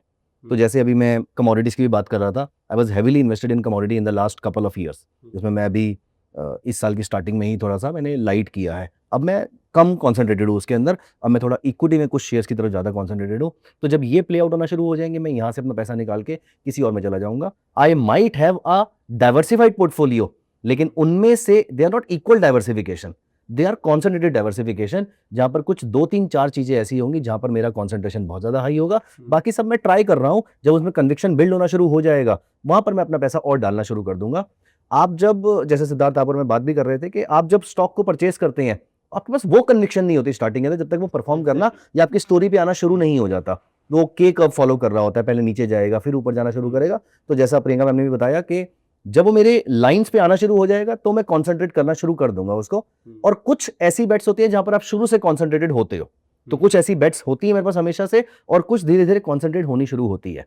तो I would say I follow, and most likely Siddharth also follows the same thing, concentration in diversification, जहां पर एक बड़ा पोर्टफोलियो जरूर हो सकता है, मे बी बिकॉज 15 में हम कुछ ट्राई कर रहे हैं, हम कुछ देख रहे हैं, और बाकी 5 में हमें कॉन्फिडेंस हाई आ चुका है। यहाँ पर हमारा 70% 80% पैसा पड़ा हुआ है। तो परीटो प्रिंसिपल वहां पर हमारे लिए काम कर रहा है। यहाँ पे एक पॉइंट मैं ऐड करना चाहती हूँ। अगर आप इंडियन इन्वेस्टर्स को देखेंगे ना, लार्ज इंडियन इन्वेस्टर्स लाइक आशीष कचोलिया और विजय केडिया जी और राकेश झुंझुनवाला, उनका पोर्टफोलियो साइज तो कितना हजारों करोड़ों का है। Still they are holding how many stocks? Only 18 to 20, ठीक है। और हम लोगों का पोर्टफोलियो साइज छोटा होता है, ऑब्वियसली रिटेलर्स का छोटा होगा, कुछ भी हो सकता है, बट हमारे हिसाब से तो बड़ा ही होता है। हाँ, बिल्कुल, definitely. I think it is also about skin in the game. They think Exactly. yeah कि Everything ends to that he only. और मोर ओवर उनका मेरे ख्याल से प्रियंका मैं इसमें एक ऐड करूंगा, उनका कॉन्सेंट्रेटेड बेट इसलिए होता है क्योंकि उनको वहां पर डायरेक्टर पोजीशन और वो सब कुछ मिल जाता है उसके अंदर। Exactly. So मैंने when जो you buy a certain हाँ, तो वो- percentage of a company's shares, तो उनको उस चीज का बेनिफिट मिलता है ना। मैं पूरा कॉन्सेंट्रेट करके भी वो लेवल नहीं ले पाऊंगा उसके अंदर। डायरेक्टर से होता डायरेक्टली पूछ पा रहे हैं कि क्या चल रहा हाँ, है, तो उस वजह से भी उनका कॉन्सेंट्रेटेड बहुत ज्यादा रहता है। बट यस तो ये सेम ना डाइवर्सिफिकेशन की प्रॉब्लम म्यूचुअल फंड्स में भी है। लोग क्या करते हैं, एक माइक्रो कैप फंड ले लिया, एक स्मॉल कैप ले लिया, मिड कैप ले लिया, लार्ज कैप ले लिया, उसके ऊपर फ्लेक्सी कैप भी ले लिया और हाइब्रिड फंड भी ले लिया मैंने। इससे अच्छा ये है कि आप सिंपल निफ्टी 500 का एक इंडेक्स फंड लेकर बैठ जाओ। एग्जैक्टली तो लोगों को समझ नहीं आता कि कितना ओवरलैप है, मतलब they are missing out on so much. तो दैट इज़ अ प्रॉब्लम कि अगर आपने एक फ्लेक्सी कैप भी ले लिया तो या आपने मोटा माटी निफ्टी मतलब एक इंडेक्स ले लिया आपने, ले लिया ठीक है, तो ज़रूरत नहीं है तो। और उसको ट्रैक करना भी मुश्किल है। अब आपने 10 फंड ले लिए, उसकी आप SIP कर रहे हो, उसको ट्रैक करना इतना। आई वुड सजेस्ट कि आप हर किसी इन्वेस्टर को, स्पेशली म्यूचुअल फंड इन्वेस्टर्स को, अपना पोर्टफोलियो ओवरलैप चेक कर लेना चाहिए। अगर पोर्टफोलियो ओवरलैप किन्हीं भी 2 फंड्स का बहुत ज्यादा आ रहा है, आपको छोड़ देना चाहिए किसी एक को। तो we just want to be part of every game. So उस वजह से देखो, बुरा नहीं है, उससे रिटर्न मिल जाएंगे, बट आपकी वेल्थ क्रिएट नहीं होगी उससे। आपको रिटर्न एवरेज आउट हो जाते हैं वो सारे के सारे। तो नेक्स्ट क्वेश्चन थोड़ा प्रीवियस क्वेश्चन का ही फॉलोअप है। तो हमने बात करी हाई कन्विक्शन बेट्स की और 20 डाइवर्सिफाइड बेट्स की। तो आप क्या रिकमेंड करोगे, 5 हाई कन्विक्शन बेट्स या फिर 20 डाइवर्सिफाइड बेट्स? जैसा मैंने आपको बोला कि my answer will lie somewhere in between that 5 high conviction bets. और जब तक आपको एक्स्ट्रा कोई हाई कन्विक्शन बेट्स नहीं मिल रही है, आप शॉर्ट टर्म में कोई जो सेक्टर आपको दिख रहा है कि ऑब्वियस है इसमें, अब उसमें diversify. But what gives you conviction? मान लो कि अगर आपने कोई एक स्टॉक अभी लिया हुआ है जिसमें आपका हाई कन्विक्शन है, you don't have to name the stock, but what was the thought process behind it? देखिए, जब भी हम किसी स्टॉक को पिक करते हैं तो मेनली हम एक स्टोरी को पिक कर रहे होते हैं, राइट? और स्टोरी के साथ जो मैनेजमेंट की कमेंट्री होती है that we are achieving this and we are planning this. तो जब भी मैं किसी नए स्टॉक को पिक करता हूँ और मेरी काफी हाई कन्विक्शन भी है, जैसा सर हमने अभी डिस्कस किया, जब वो स्टोरी मुझे दिख रही है कि हाँ ये प्ले आउट हो रही है, तब मैं अपना कन्विक्शन उस पर बढ़ाता हूँ। और जब मुझे दिख रहा है कि 1 से 2 क्वार्टर हो गए हैं और मैनेजमेंट अपनी बातों को बार बार चेंज कर रहा है इन द मैनेजमेंट का, फुलफिल ही नहीं कर या फुलफिल ही नहीं कर पा रहा है और एक्सटर्नल रीजंस पे डाल रहा है कि ये हो गया, इस क्वार्टर में ये हो गया, तो वहां से मैं अपना जो कन्विक्शन वाला बेट है उस पे अपना जो कैपिटल है वो तब तक नहीं बढ़ाऊं। और अगर 3 से 4 क्वार्टर में देखता हूं, अगर वो सेम चीज पैटर्न मुझे देखने को मिलता है, तो वहां से मैं अपना एग्जिट कर। देखो, पैसा तो कन्विक्शन वाली बेट से बनता है, लेकिन आई वुड से, क्योंकि हमारे सारे व्यूअर्स ऐसे नहीं है जिनका रिस्क एपेटाइट बहुत ज्यादा हाई होगा, आई वुड से कि अगर आपका रिस्क एपेटाइट लो है then go for diversification. Risk appetite आपका हाई है then go for conviction bets.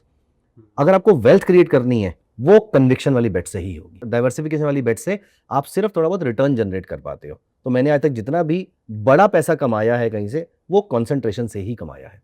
Having said this, एक बार कॉन्सेंट्रेशन से बड़ा लॉस भी हुआ है मेरा, लेकिन उसके प्रॉफिट ज्यादा बड़े। देखो, मैथमेटिक्स की एक बहुत अच्छी बात है, जब एक स्टॉक नीचे जाता है तो आपका -100% लॉस होगा, लेकिन जब वो ऊपर जाएगा तो +100, +200, +500, +1000 ऐसे रिटर्न्स भी हमें देखने को मिले हैं। तो पैसा, बड़ा पैसा जो है, अगर आपको बनाना है तो वो कॉन्सेंट्रेशन और कन्विक्शन के साथ ही बन पाएगा। बिना कन्विक्शन के आपका पैसा मार्केट में नहीं बन सकता है। कन्विक्शन के साथ आती है कॉन्सेंट्रेशन। बड़ा पैसा, वेल्थ वहां से बनती है। अगर आपको नॉर्मल रिटर्न जनरेट करें तो डाइवर्सिफाइड पोर्टफोलियो से बनेगा। बेसिकली हर स्टोरी पे आप बिलीव नहीं कर सकते और हर स्टोरी को अप्लाई नहीं कर सकते मार्केट। वो हर स्टोरी लेकिन आपको बुलाती वैसे ही है कि बुलाती है लेकिन जाने का नहीं। आपको सारी स्टोरीज ऐसी ही लगती है कि ये वाली स्टोरी ना मिस हो जाए मेरे से, बट कुछ स्टोरीज ऐसी हैं जो आपको समझ में आ जाएगा। मेरे ख्याल से वर्ड में समझाना मुश्किल रहेगा, जब हम पढ़ते हैं तो हमें ज्यादा समझ में आता है उसके अंदर। Priyanka ma'am, your take on conviction versus diversification? Conviction I said तो कन्विक्शन में देखिए क्या है ना, 2 चीजें होती हैं। आपका एम एज एन इन्वेस्टर क्या है? सबसे पहली चीज है कि हमको क्लैरिटी है कि नहीं हम क्या कर रहे हैं। That is the most important question. So हम अल्फा जनरेट करना चाह रहे हैं या बीटा कैप्चर करना चाह रहे हैं? 2 तरीके हैं ना। As a full time investor my aim is not to capture beta. Beta क्या है?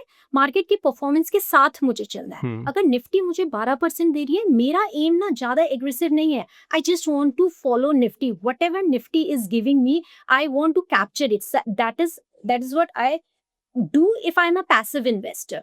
बीटा कैप्चर कर रही हूँ। लेकिन अगर मैं थोड़ा सा फुल टाइम इन्वेस्टर हूँ या थोड़ा एग्रेसिव अप्रोच है मेरी, then I am not trying to capture beta, I am trying to generate alpha. Now alpha कैसे जनरेट होता है? अल्फा आपका जनरेट होगा by having concentrated bets. As Himanshu also said ना, कॉन्सेंट्रेशन आपको करना ही पड़ेगा, लेकिन कॉन्सेंट्रेशन करने की भी एक टेक्निक है। How do you concentrate? Like we were talking in the previous question also ना, आपने अगर एक स्टॉक में 10-15% डालना है लेट्स से, तो वो 10-15% आप कैसे डाल रहे हो? कॉन्सेंट्रेटेड है ना आपकी बेट, वो कि कैसे डाल रहे हो, उसका प्रोसेस क्या हमें पता है as an investor. So how do we go about it? What I do is, if I have to, put 15% in one particular stock, which in my mind is a high conviction idea, like Paytm की मैं बात कर रहे थे, मेरा उस time पे conviction high था, लेकिन क्या मैं वो 15% पहले ही डाल दूंगी? No. So मैं क्या करूंगी? मैं पहले 3% डालूंगी, ठीक है? When the stock starts moving, so मेरी जो approach है ना entirely value based नहीं है, क्योंकि मैं एक trader भी हूँ. So I mix price with fundamentals, which is also known as techno-fundamental analysis. So if I think at the fundamental structure is intact, the market is overreacting, I will deploy only, let's say, 5% at the start. Then when the stock starts moving like 10%, 15%, then I will deploy another 5%. So that is what we call as tranching or averaging up. Generally investors जो होते हैं market में क्या करते हैं, दे average down. आप most of the people देखोगे ना, जितने भी न्यू कमर्स होते हैं, दे डोंट, मतलब ये ना इन्वेस्टिंग एंड ट्रेडिंग में ना बहुत ज्यादातर चीजें ना आपको माइंड में एट्यून करनी है. Like the principle to follow is to average up, but most of the people what they are doing, they are averaging down. मैंने 900 पे खरीदा था, अब 10% गिर गया, मैं थोड़ा और ऐड कर देता हूँ, थोड़ा और ऊपर जाएगा, तो मेरा ब्रेक इवन करीब आ जाएगा. पर ऐसा होता नहीं है. मार्केट में साइकिल्स चलती हैं, तो market if it is falling, it will fall. If it has fallen 10%, it has higher probability that it will fall another 20%. Exactly. Now you have to take a different approach. Now to take that different approach and to deploy your money when the stock is doing nothing, or when it has fallen so much, the market is so much pessimist, you need to have a different approach towards, इसी वजह से देखते हैं आपके लोग जिसमें losses होते हैं, उसी इंडिविजुअल स्टॉक में सबसे ज्यादा एलोकेशन भी होता है. वो इसी पॉइंट ऑफ व्यू होता है. बट मैं ये बोलूंगा कि averaging down is not a problem. मतलब ऐसा नहीं कि वो गलत चीज है, लेकिन लोगों को, सभी को ये पिरामिडिंग अब भी सीखना चाहिए, क्योंकि कभी कभी वो भी काम आता है आपके. अगर अच्छे स्टॉक्स के अंदर हम जो जीता हुआ घोड़ा उसके ऊपर दोबारा बैटिंग लगा रहे हैं. एवरेजिंग डाउन तब काम आ जाता है जब आपकी कन्विक्शन बहुत हाई है ना. जैसे आपने 1000 पे लिया, लेकिन आपकी कन्विक्शन इतनी स्ट्रांग है, आपको पता है कि ये 30% करेक्ट देते, मैं फिर भी इसको बाय करूंगा. Now to need that conviction, you need to have your analysis very. I think view भी क्लियर होना चाहिए. अगर if you are going for long term, तो then you can, this is something कि आप एवरेज डाउन कर सकते हो अगर आपका कन्विक्शन स्ट्रांग है उसमें. तो जैसा आपने बोला व्यू ना, कि लोग काउंटर इंट्यूटिव होते हैं अपने ही थॉट्स को लेके. जैसे अगर आप बोलोगे उस स्टॉक को पिक क्यों किया, तो मुझे सिर्फ 500% रिटर्न चाहिए, बट वही स्टॉक मेरे बाइंग प्राइस से 20% ऊपर चला गया, अब मैं उसको बाय नहीं करूंगा. 480% दो या 400% भी बचा हुआ इसके अंदर. Priyanka ma'am, Himanshu sir, you have been investing from such a long period of time. मान लो कि अगर आप कोविड से पहले आपका पोर्टफोलियो अच्छा ही होगा, काफ़ी अच्छा पोर्टफोलियो होगा. कोविड के टाइम पे you must have seen at least 20-30% का ड्रॉडाउन देखा होगा आपने. वॉट ज़्यादा, तो what framework do you use ऐसे टाइम पे जब आपने ड्रॉडाउन देख लिया है, आपको पता ही कि यहाँ से, क्योंकि उस टाइम तो हमें नहीं पता था कि रिकवर इतना कर जाएगा, बट उस टाइम फ्रेमवर्क क्या होता है आपका? What's your mindset that time? Very interesting question. मैं इसके बारे में बहुत लंबी डिस्कशन कर सकता हूँ, मैं करूँगा नहीं, लेकिन मैं आपको कोविड का एक बड़ा इंटरेस्टिंग चीज़ बताता हूँ. मैंने अपनी वाइफ से पूछा था कि मैंने कहा कभी आपको ऐसा लगा है क्या कि कभी आपने ज़्यादा शॉपिंग कर ली हो? ऑब्वियसली गर्ल्स बीइंग गर्ल्स, उनका जवाब आया कि नहीं, मुझे तो ऐसा नहीं लगा है. मुझे हमेशा लगता है कि मैंने कम शॉपिंग करी है, लेकिन मैंने कोविड में जो शॉपिंग करी थी स्टॉक्स की, that was beyond my capacity. Thankfully beyond my capacity मतलब मैंने उधार लेकर नहीं करी थी, लेकिन मेरे पास जितना कैपिटल था वो मैंने सारा लगा दिया था. अब एग्जैक्टली नहीं याद है कि वो 23 मार्च को ही लगाया था या 22 मार्च को लगाया था या 24 को लगाया था. मैं फरवरी से ही बाइंग करना शुरू किया था, बट ये मुझे पक्का याद है कि मैंने 23 मार्च को भी शेयर्स बाय करे थे. जहां तक मैं स्टॉक्स के प्राइसेस मुझे जनरली याद नहीं रहते हैं, बट रिलायंस का प्राइस 800 रुपये के आसपास चल रहा था. टाटा मोटर्स बहुत सस्ता मिल रहा था मेरे को. तो मेरा थॉट प्रोसेस क्या था कि या तो कुछ नहीं रहेगा या रहेगा. अगर कुछ नहीं रहेगा तो कैश का करूंगा क्या, और अगर मैं ही नहीं रहूंगा, और अगर रह गया तो फिर ये स्टॉक्स तो मल्टीप्लाई हो ही जाएंगे, क्योंकि मैं इंडिया ग्रोथ स्टोरी पे एक फर्म बिलीवर रहा हूं. सो अप्स एंड डाउन चलते रहेंगे, लेकिन इंडिया का डेमोग्राफिक डिविडेंड इंडिया को डेफिनेटली अगले 30 साल तक ऊपर लेकर जाएगा. तो इतने सारे लॉसेस देखने के बाद अभी जो रिसेंट लॉस हुआ था, सो इसमें हमारे व्यूअर्स हंस भी सकते हैं कि प्री दिस डिस्कशन सिद्धार्थ और मैं बात कर रहे थे, रादर प्रियंका मैम भी उसकी पार्टिसिपेंट थी, तो वहां पर सिद्धार्थ और मैं चाह रहे थे कि मार्केट और गिर जाए. जैसे मैंने थोड़ा सा हिंट भी दिया था कि अब तो ना वो नसें इतनी सॉलिड हो चुकी हैं कि अब गिरती हुई मार्केट और अच्छी लगती है, क्योंकि अगर पैसा होना चाहिए आपके पास, अगर पैसा इन्वेस्टमेंट करने का है, तो मुझे इस समय ऑनेस्टली स्पीकिंग गिरती हुई मार्केट से कुछ खास डर नहीं लगता है, अनलेस अनटिल मार्केट इतनी ज़्यादा गिर जाए, जो कि पिछले 6-7 साल में तो नहीं हुआ है. कोविड के टाइम पर 2008 से, क्योंकि मेरी जर्नी की स्टार्ट ही लॉस से हुई है, तो मुझे लॉस देखने की तो आदत ही है. मेरे को कैपिटल ब्लो करने की आदत है. मैंने अपने पोर्टफोलियो में 2 बार कैपिटल ब्लो किया है. और वो डेरिवेटिव्स का पार्ट था। कैश मार्केट के अंदर मैंने हर डिप को हमेशा से बाइंग अपॉर्चुनिटी देखा है। तो इस समय as of now, unless until कोई बहुत बड़ा फॉल हो जाए, भगवान इसको चैलेंज ना समझ लें, तो मुझे लगता है कि मुझे तो डिप्स बहुत अच्छे लगते हैं, मुझे बाइंग अपॉर्चुनिटी देखने को मिलती है। वो किसी लार्ज कैप स्टॉक में हो, मेरे किसी कन्विक्शन वाले बेट के अंदर हो, वो किसी ETF में हो, इंडेक्स में हो, आई लाइक द डिप्स। मुझे तो नसें बहुत स्ट्रांग हो गई है, मैं वहाँ पर जी भर के बाय करता हूँ। तो मैं तो अभी भी चाहता हूँ कि एक बार अगर कोई डिप आएगा तो मैं अपना कैपिटल जो पड़ा हुआ है वो अच्छे रेट में मुझे मिल जाएगा। इवेंचुअली ये हो सकता है कि मैं बॉटम ना कैच कर पाऊँ, दैट्स ओके, मुझे करना भी नहीं है, लेकिन 2-3 साल के बाद आई एम वेरी वेरी कॉन्फिडेंट कि इसके रिजल्ट्स अच्छे ही आने वाले हैं। सो इसीलिए कोविड देखा है, 2022 में जो रशिया यूक्रेन वॉर था वो देखा है, अभी US ईरान इजराइल वाला जो टेंशन चल रहा है उसके बीच में हम चल रहे हैं। मुझे इन टाइम्स में कभी भी डर नहीं लगा है अभी तक। सिर्फ 23 मार्च वाले दिन जब मार्केट में लोअर सर्किट लगा था तो भी खुशी थी कि मुझे अच्छे प्राइसेस मिल गए हैं। डर था कि अगले दिन और लोअर सर्किट लग गए तो 2-3 और लग गए तो क्या करूंगा, क्योंकि उस दिन तो एक दिन में कैपिटल हाफ हो जाता था हमारा। फिर जो स्टॉक हमने कल 1000 का खरीदा वो आज 500 का रह गया है। बस वो थोड़ा टेम्परेरी डर रहता है, पर अदरवाइज मुझे गिरती हुई मार्केट से कभी डर नहीं लग रहा। मतलब गोल्ड गिरता हुआ देख के मुझे खुशी होती है, सिल्वर गिरता हुआ देख के मुझे खुशी होती है, इक्विटी गिरती हुई देख के मुझे खुशी होती है कि यहाँ मुझे अच्छी प्राइसिंग मिल रही है उसकी। Got it. Priyanka ma'am, this if your portfolio has 20 or 30% drawdown, what's your framework? जैसे कोविड के टाइम पे you must have seen your portfolio like काफ़ी drawdown में होगा उस टाइम पे, तो what was your thought process behind that? तो देखिए इसमें ना जैसे मैंने आपको बताया कि मेरा जो अप्रोच है वो है थोड़ा techno fundamental and concentrated, and then I churn my portfolio very often, which means कि अगर मेरी सपोज मैंने कोई स्टॉक लिया, इन्वेस्टिंग थीसिस, उसकी कोई थीसिस है मेरी, कोई फंडामेंटल थीसिस होगी, और उसमें जनरली मेरा स्टॉप लॉस नहीं रहता अगर मैं इन्वेस्टिंग के पर्सपेक्टिव से ले रही हूँ। अगर वो थीसिस वहां ब्रेक हो गई, वो फंडामेंटल थीसिस वहां ब्रेक हो गई, तो मैं मेरा उस स्टॉक से एग्जिट प्लान्ड है, ठीक है। तो कोविड से जस्ट पहले का मैं आपको अपना एक्सपीरियंस बता रही हूँ। 2018 एंड 19 में बहुत सारे स्टॉक से मैंने एग्जिट किया, ठीक है। कईयों में प्राइस लेवल मतलब ब्रेक हो गए थे बिकॉज टेक्नो फंडामेंटल अप्रोच थी, तो कईयों के स्टॉप लॉसेस या एक स्ट्रक्चर ब्रेक होता हुआ दिखा, तो वहां से मैंने एग्जिट कर लिया था।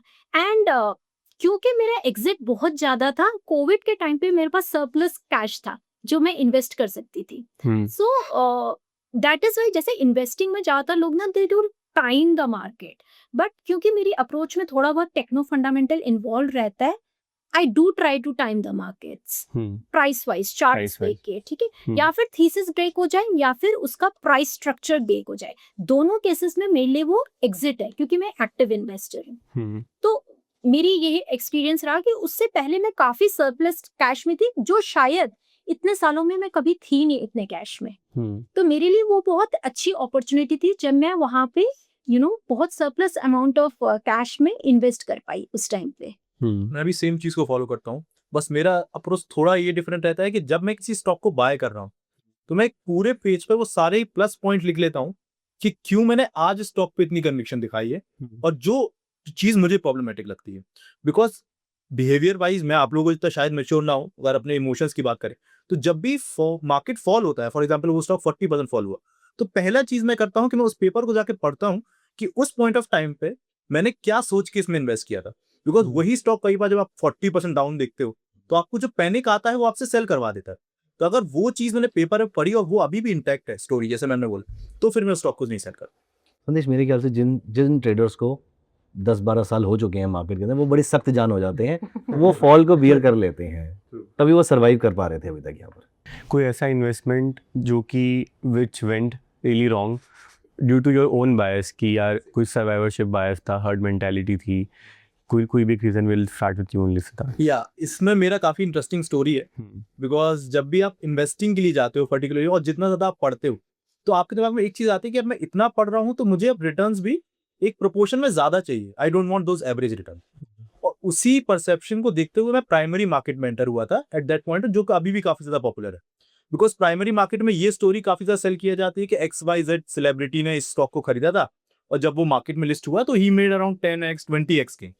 तो इसी थॉट प्रोसेस की मदद से मैं एक पर्टिकुलर स्टॉक में एंटर हुआ। रिलायंस रिटेल वो स्टॉक था।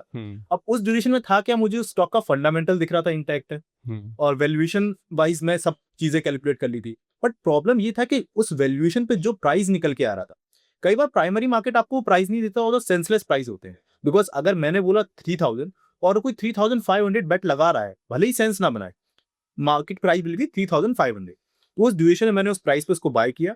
और फिर उसके कुछ मंथ्स बाद द सिचुएशन वाज कि बायबैक आता है, जो कि प्राइमरी मार्केट में एक फोर्स बायबैक था। फोर्स बायबैक में क्यों कह रहा हूँ, बिकॉज जब एक मार्केट में स्टॉक लिस्ट हो जाता है, सेबी के रडार के अंडर आ जाता है, तो उसको कई सारी चीजें फॉलो करनी पड़ती हैं, जो कि आपको शायद प्राइमरी मार्केट में फॉलो ना करना पड़े। और तो उधर कंपनी ने बोला कि हम बायबैक करना चाहते हैं। बायबैक था मार्केट प्राइस से हाफ से भी कम में, और उस ड्यूरेशन में मेरे पास कोई भी ऑप्शन नहीं था कि मैं उसको अगर नहीं करना चाहता हूँ, मैं चाहता हूँ कि होल्ड करूँ, जब वो कंपनी लिस्ट होगी तब जाऊँ, तो वो मेरे पास ऑप्शन नहीं था। तो वहां पर मेरा जो कैपिटल था वो ऑलमोस्ट 60% से दौड़ा हुआ। मैंने एक स्टॉक में कैपिटल को जीरो होते हुए देखा है मेरे अपने बायस की वजह से। सो मेरा फ्रेंड उस कंपनी में काम करता था, कंपनी का नाम मैं नहीं लूँगा, तो आप बीप भी करेंगे तभी मैं नहीं लूँगा। तो मेरा एक फ्रेंड उस कंपनी में काम करता था और मुझे कंटिन्यूअसली, मैं कंपनी को इनसाइडर न्यूज़ नहीं लेता था, लेकिन जनरली डिस्कशन में पता करता रहता है कंपनी ब्रॉडली क्या कर रही है, पब्लिक सोर्सेज ऑफ जो इन्फॉर्मेशन थी उन्हीं के आइडिया में लेता रहता था। फिर लंबे पीरियड तक उस फ्रेंड से बात नहीं हुई, लेकिन मेरे माइंड में परसेप्शन वही थी कि कंपनी ग्रो कर रही है। मतलब कंपनी के साथ मेरा रिलेशन ऐसा था कि मैं उस कंपनी के किसी और बिजनेस का भी एक कंज्यूमर था। अपार्ट फ्रॉम दिस, कंपनी के जो फाउंडर थे उनके when his mom passed away, तो मैं क्रिमेशन ग्राउंड में भी वहाँ पर, मतलब उनका खुद में डीएम आया था, व्हाट्सएप आया था कि ऐसे ऐसे हो गया है, और मैं गया था, तो इतना क्लोज रिलेशन था। तो मुझे लगता नहीं था कि यार ये कंपनी में कुछ भी गड़बड़ हो सकती है। जो गड़बड़ हुई, जो भी प्रॉब्लम्स आई, मैं इतना बायस था कंपनी के प्रमोटर के साथ कि मुझे लगा कि अगर ऐसा होता तो ये बंदा मुझे बताता, कोई हिंट दे देता वहाँ पर। लेकिन मैं उस कंपनी के शेयर को परचेज करके बैठा रहा। इवेंचुअली वो कंपनी का स्टॉक प्राइस 130 रुपये से गिर के 50 रुपये, 40 रुपये, 10 रुपये, और फाइनली जब वो डीलिस्ट हुआ तो 2 रुपये 20 पैसे का था। वो पूरा का पूरा कैपिटल मेरा वहाँ पर जीरो हो गया। थैंकफुली मैं कॉन्सेंट्रेटेड नहीं था उसके अंदर, मैं डाइवर्सिफाइड था, तो इतनी बड़ी कन्विक्शन नहीं थी, लेकिन वो एक बड़ा चंक ऑफ अमाउंट था मेरे portfolio. Priyanka ma'am, what was your biggest mistake? Investing के पर्सपेक्टिव से अगर देखा जाए तो एक स्टॉक था, स्टॉक है इनफैक्ट, डिश टीवी के नाम से। तो जब वो पीक में था 2000 मेरे ख्याल से 17-18 की बात है ये, तो तब उसका जो परसेप्शन था या उसकी जो फंडामेंटल स्टोरी थी काफ़ी इंटैक्ट थी। मतलब उस लार्जेस्ट डीटीएच ऑपरेटर था, वीडियोकॉन्स के साथ उसने टाई अप किया ये वो। और उसके बाद क्या हुआ कि इस थीसिस के बेसिस पे मैंने उसमें इन्वेस्ट किया था, और उसमें ये प्रॉब्लम हो गई कि थीसिस चेंज हो गई जब जियो की एंट्री हुई मार्केट में। तो वो थीसिस तो चेंज हो गई, लेकिन वो ना कई बार आप स्ट्रक्चर स्टोरी चेंज होती है, बट एज एन इन्वेस्टर आप उस रियलिटी को इमिडिएटली एक्सेप्ट नहीं कर पाते हो। You are not open to, ये सब बायसेस ही होते हैं हम, क्योंकि हम इन्वेस्टेड हैं जब किसी स्टॉक में, थोड़ा एक एंकर एक एंकरिंग वाला बायस आ जाता है, because I am invested in this stock and because I have this thesis, it must work out the way I wanted to, थोड़ा ये वाला एंगल आ जाता है। तो उसके चलते मैंने उससे एग्जिट नहीं किया उस स्टॉक से, तो स्टॉक धीरे धीरे गिरता रहा, but luckily I didn't lose lot of capital, because again मेरा जो स्टाइल ऑफ इन्वेस्टिंग है वो it is not like concentrated bets तो हैं, but it is not like कि मैं 20% एक ही दिन में उसको डे 1 में डाल दूंगी। So I take a very slow approach in investment. So I lose only a very small amount, maybe 3%, 4%, 5%, because that was my initial investment. उसके बाद अगर मेरा कैपिटल तभी लूज होता है जब मैं उसमें ट्रांचिंग करूं, एवरेजिंग अप करूं, तो वो सिनेरियो मेरे साथ नहीं हुआ। मेरी मिस्टेक से मैं इन्वेस्टर्स को ये तो जरूर से बोलना चाहूंगा कि जो भी इन्वेस्टर्स आज के टाइम प्राइमरी मार्केट को काफी ज्यादा एंथुसियास्टिकली देख रहे हैं, आपको ये समझना पड़ेगा कि प्राइमरी मार्केट में आपके पास बायर खुद चल के नहीं आ रहा है, जैसे कि आपके पास स्टॉक मार्केट में चल के आ रहा है। प्राइस भी क्लियर नहीं है Exactly. क्या होना चाहिए, कि वो प्राइस कुछ भी हो सकता है और उसको सेंस बनाने की जरूरत नहीं है। तो कई बार अगर आपका बेट सही भी निकला और कंपनी लिस्ट नहीं हुई, तो आपके पास ये ऑप्शन नहीं है कि आप उसको किसी और को ट्रांसफर कर पाओ, भले ही आपका प्लेटफॉर्म कुछ भी बोले। And if you have to say it in one line, key what mistake you have seen Indian retailers do the most in trading or investing, what will that be? I think first is lack of clarity, whether they want to generate alpha, they want to capture beta, एक तो ये point हो गया। दूसरा over diversification, ठीक है। तो सबसे पहले गोल डिफाइन नहीं है लोगों का। एज एन इन्वेस्टर मुझे नहीं पता है कि मैं क्या करने वाली हूँ मार्केट में, तो बहुत सारी चीज़ें हैं, जैसे मैंने आपको बताया था, alpha generation is different thing, beta capture is different thing. If I am somebody who's a part timer, I should not try to generate alpha very aggressively. I should try to capture beta. तो over diversification नहीं करना है, कुछ funds आप ले सकते हैं from each segment and be remain concentrated with that funds. Over diversification is the over diversification नहीं करना है। मेरे अकॉर्डिंग 2 पॉइंट मुझे लगते हैं।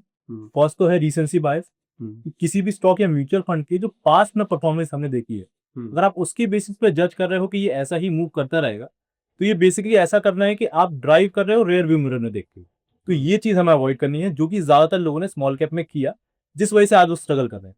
और सेकंड चीज मैंने जो ऑब्जर्व करी, जो कि मेरा खुद भी एक लर्निंग थी, कि स्टॉक मार्केट में ना लोग कई बार स्टोरीज पे काफी ज्यादा बिलीव करते हैं, जैसे मैंने किया था।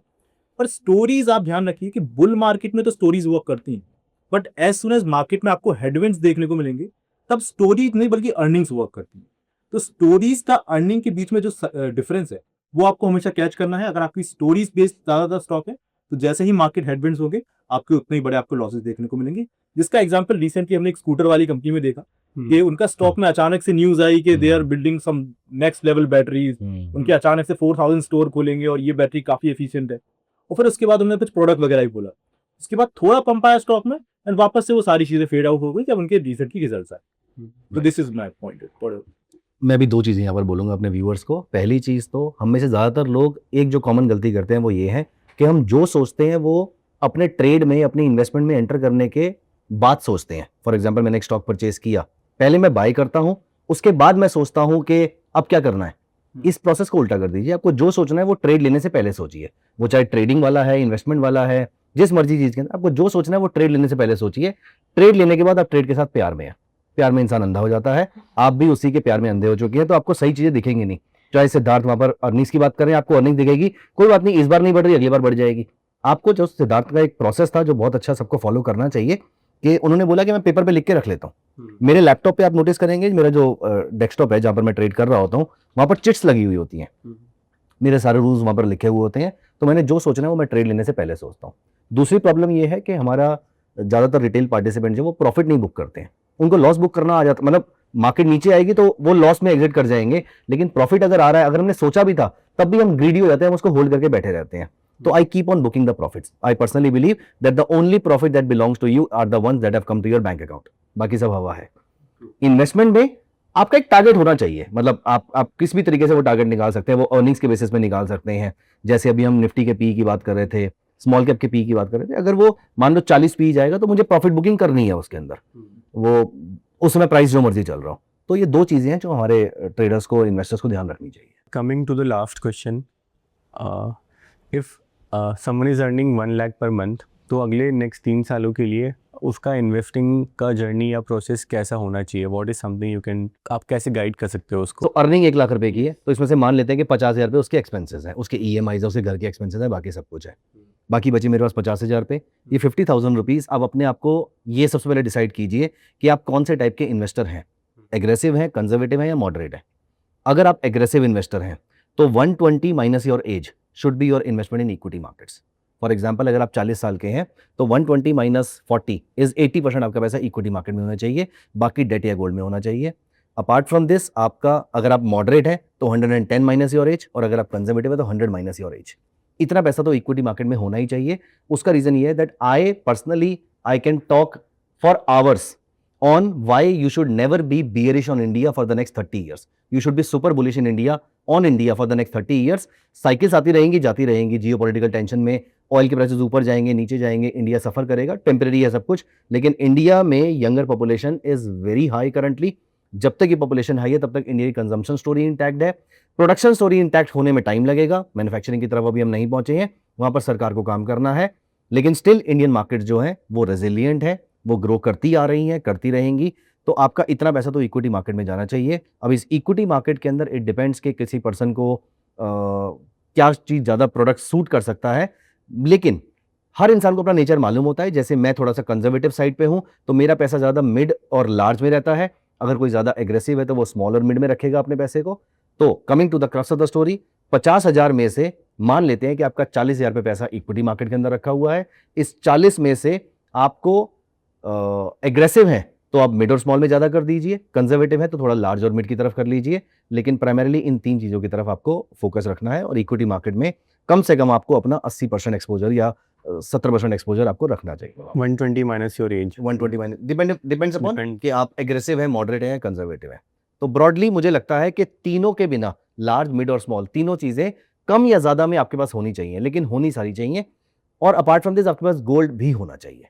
तो I am a firm believer of gold, क्योंकि इस दुनिया में अगले सिर्फ 16 साल का गोल्ड बचा हुआ है, बाकी उसके बाद जो आएगा वो सिर्फ रिसाइकलिंग से आएगा। तो आपके मोबाइल में माइक्रोग्राम्स ऑफ गोल्ड होता है, वो भी रिसाइकिल होना शुरू हो जाएगा क्योंकि प्राइसेस ज़्यादा हो जाएंगे उसके। तो थोड़ा पैसा आपके पास गोल्ड में जाना चाहिए, बाकी लार्ज, मिड और स्मॉल में आपके पास कुछ कुछ पैसा तो होना चाहिए तीनों के अंदर। अगर आप चारों को, कुछ समझ में ना आए, आप चारों को इक्वल एलोकेशन कर दीजिए। एक स्टडी ये कहती है कि ये वाला जो पोर्टफोलियो है, इसका हायर अपसाइड कैप्चर भी ज़्यादा है और डाउनसाइड कैप्चर कम है। आप चारों को 25% भी कर दीजिए, that will also work. Got it. I agree with the thought process. बस मैं यहाँ पर एक चीज कहना चाहूंगा हम्म। कि if someone is earning 1 lakh rupees per month, तो इन्वेस्टिंग से भी पहले उसको ये देखना है कि मेरे पास एटलीस्ट 6 मंथ का अपना इमरजेंसी फंड है कि नहीं। बिकॉज ये चीज अगर उसके पास नहीं है तो कई बार उसको अपने जो हाई कन्विक्शन बेट्स हैं उनको भी गलत टाइम पे सेल करना पड़ेगा उसे। तो एटलीस्ट उसको शुरुआत के 6 मंथ अपना 20,000 rupees at least for next 6 month तक सेव करना है, जिसको वो एज एन इमरजेंसी फंड रखेगा। उसके बाद उसको अपना इंश्योरेंस सॉर्ट करना है, लाइक 10,000 रुपीज वो इंश्योरेंस के लिए रखे।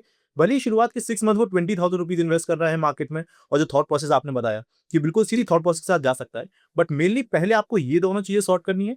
बिकॉज यही बार कई बार मार्केट में लोगों को गलत टाइम पे सेल करने का जो रीजन है वो यही बनता है। देखिए, अगर आप किसी प्रोफेशनल की बात कर रहे हैं जो ऑलरेडी अर्न कर रहा है, मतलब he is occupied with something else also, so basically उनकी अप्रोच थोड़ी सी पैसिव होगी। तो उस केस में मेरे को ऐसा लगता है कि 65 to 70% उनका इक्विटीज में आना चाहिए, 10 to 15% गोल्ड में रहना चाहिए, और बाकी वो एक इंडेक्स फंड भी ले सकते हैं जो आपको एक मॉडरेट टाइप ऑफ रिटर्न्स देता रहे। अब जब आप इक्विटीज में जा रहे हैं तो इक्विटीज में जाने के तरीके या तो आप डायरेक्टली बाय कर सकते हैं मार्केट से, या फिर आप म्यूचुअल फंड्स के थ्रू ही जा सकते हैं। So large cap funds, mid cap and small cap. तो अगर आपको लगता है कि रिस्क एपेटाइट कम है तो स्मॉल कैप की तरफ थोड़ा कम चाहिए, और वो होल्डिंग पीरियड के हिसाब से भी होता है। लेकिन अगर आपको लगता है आपकी रिस्क एपेटाइट अच्छी है तो स्मॉल कैप में आप जा सकते हैं। तो इस तरीके का थोड़ा सा देखिए, जितना ज्यादा आप टाइम दे सकते हैं इन्वेस्टिंग को, उतना ज्यादा कॉन्सेंट्रेटेड अप्रोच आप रख सकते हैं। जितना कम आप टाइम दे सकते हैं उतना ज्यादा आपको थोड़ा सा पैसिव मोड में आना ही पड़ेगा। It also means that you have to diversify into different things. So that's how it works. Got it. Thank you so much for doing this. It was an insightful session. And thank you so much for watching. You will see more of them on our YouTube channel, Investing with Dhan HQ and Commodities by Dhan. So they make a lot of trading and investing videos. So do check them out and subscribe to the channel. Thank you so much. Thank you so much. Thank you. Investments in the securities market are subject to market risk. Read all the related documents carefully before investing.